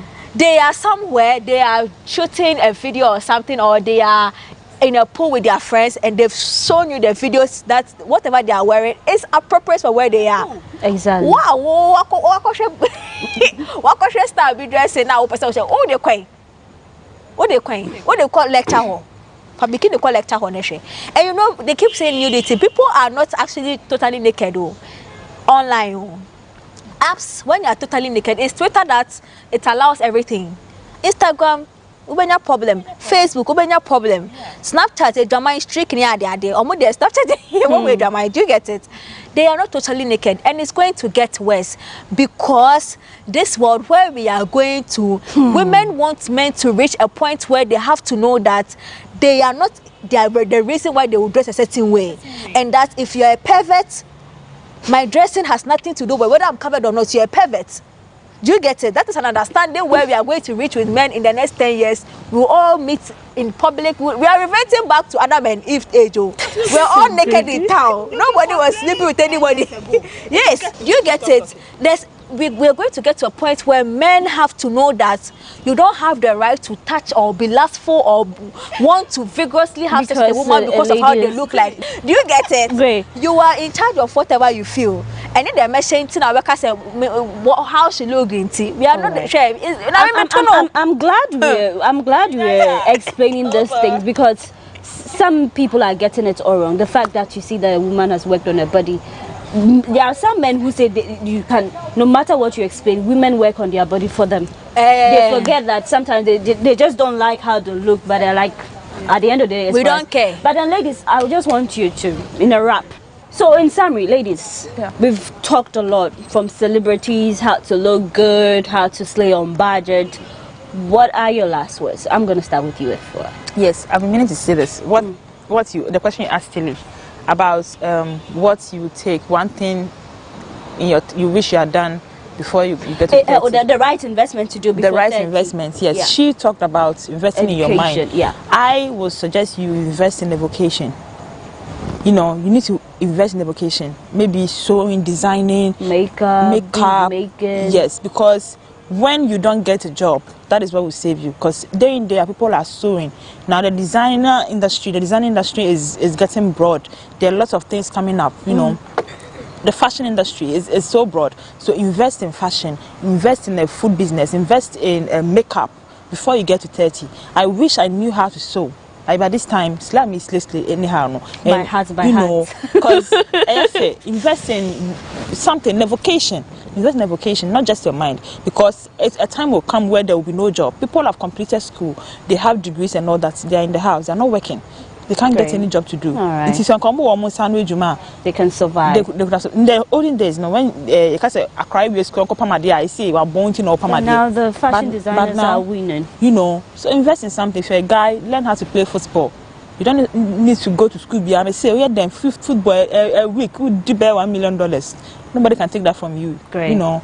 Thank you for Tilly. Final words. Yeah, social media is not real. It's not actually. It's make believe. I'm making you believe that in 1 minute the video that I'm about to watch, that was my entire day. No, that was not my entire day. When you go on my page, I do vlog, daily vlog. The moment I picked my phone and I recorded and I posted, but in between the recording and how I got there, do you know it will come many Uber driver? Do you see it? It is not real. It is make believe. What I want you to see is what I tell you. So do not be in a hurry all the time. And somebody is wearing 5,000 dress and all. And sometimes you have to detox from social media. Once a while, go offline. You won't die. If you say you feel like, oh, business, but the serenity and the peace that comes with not being on social media, because of the influx of information, naturally, our systems and our mind, they are just being intoxicated all the time, because Ofa has Santorini, Oba Odaya Chiso, Oba Oko Bora Bora, one more Mufri Maldives. Like, it's too much. Because me say it's me from Okokoda Hotel. So we sana, I might be able to detox it, or I might have formed a wall to tell myself, oh, one day I'll get there. But another side of you that is subconscious is accumulating the fact that it's that when I will call be. So once a while, just feel free, detox, go offline, relax. Log off. When you come back, the world will still be there. Continue. Great. Thank you very much, ladies, for doing this with me. I must say, it's been an eye-opening conversation. Great. Ladies, it was an honor sitting with you to do the discussion. And I always end with my take. We've said a lot. It's just left with you. If you think that you have a problem with celebrities, how they look and all that, just know that, as they said, is the era. But if you're a young girl starting, maybe you're in school, you feel like you're under pressure and all that, you don't always have to come out naked. It depends on what you want and where you're going. You can still appear cover up. My ladies here, we are here. You can check them out on social media. They don't have to show skin to prove a point. Highly intelligent. Efwa, she's an actress.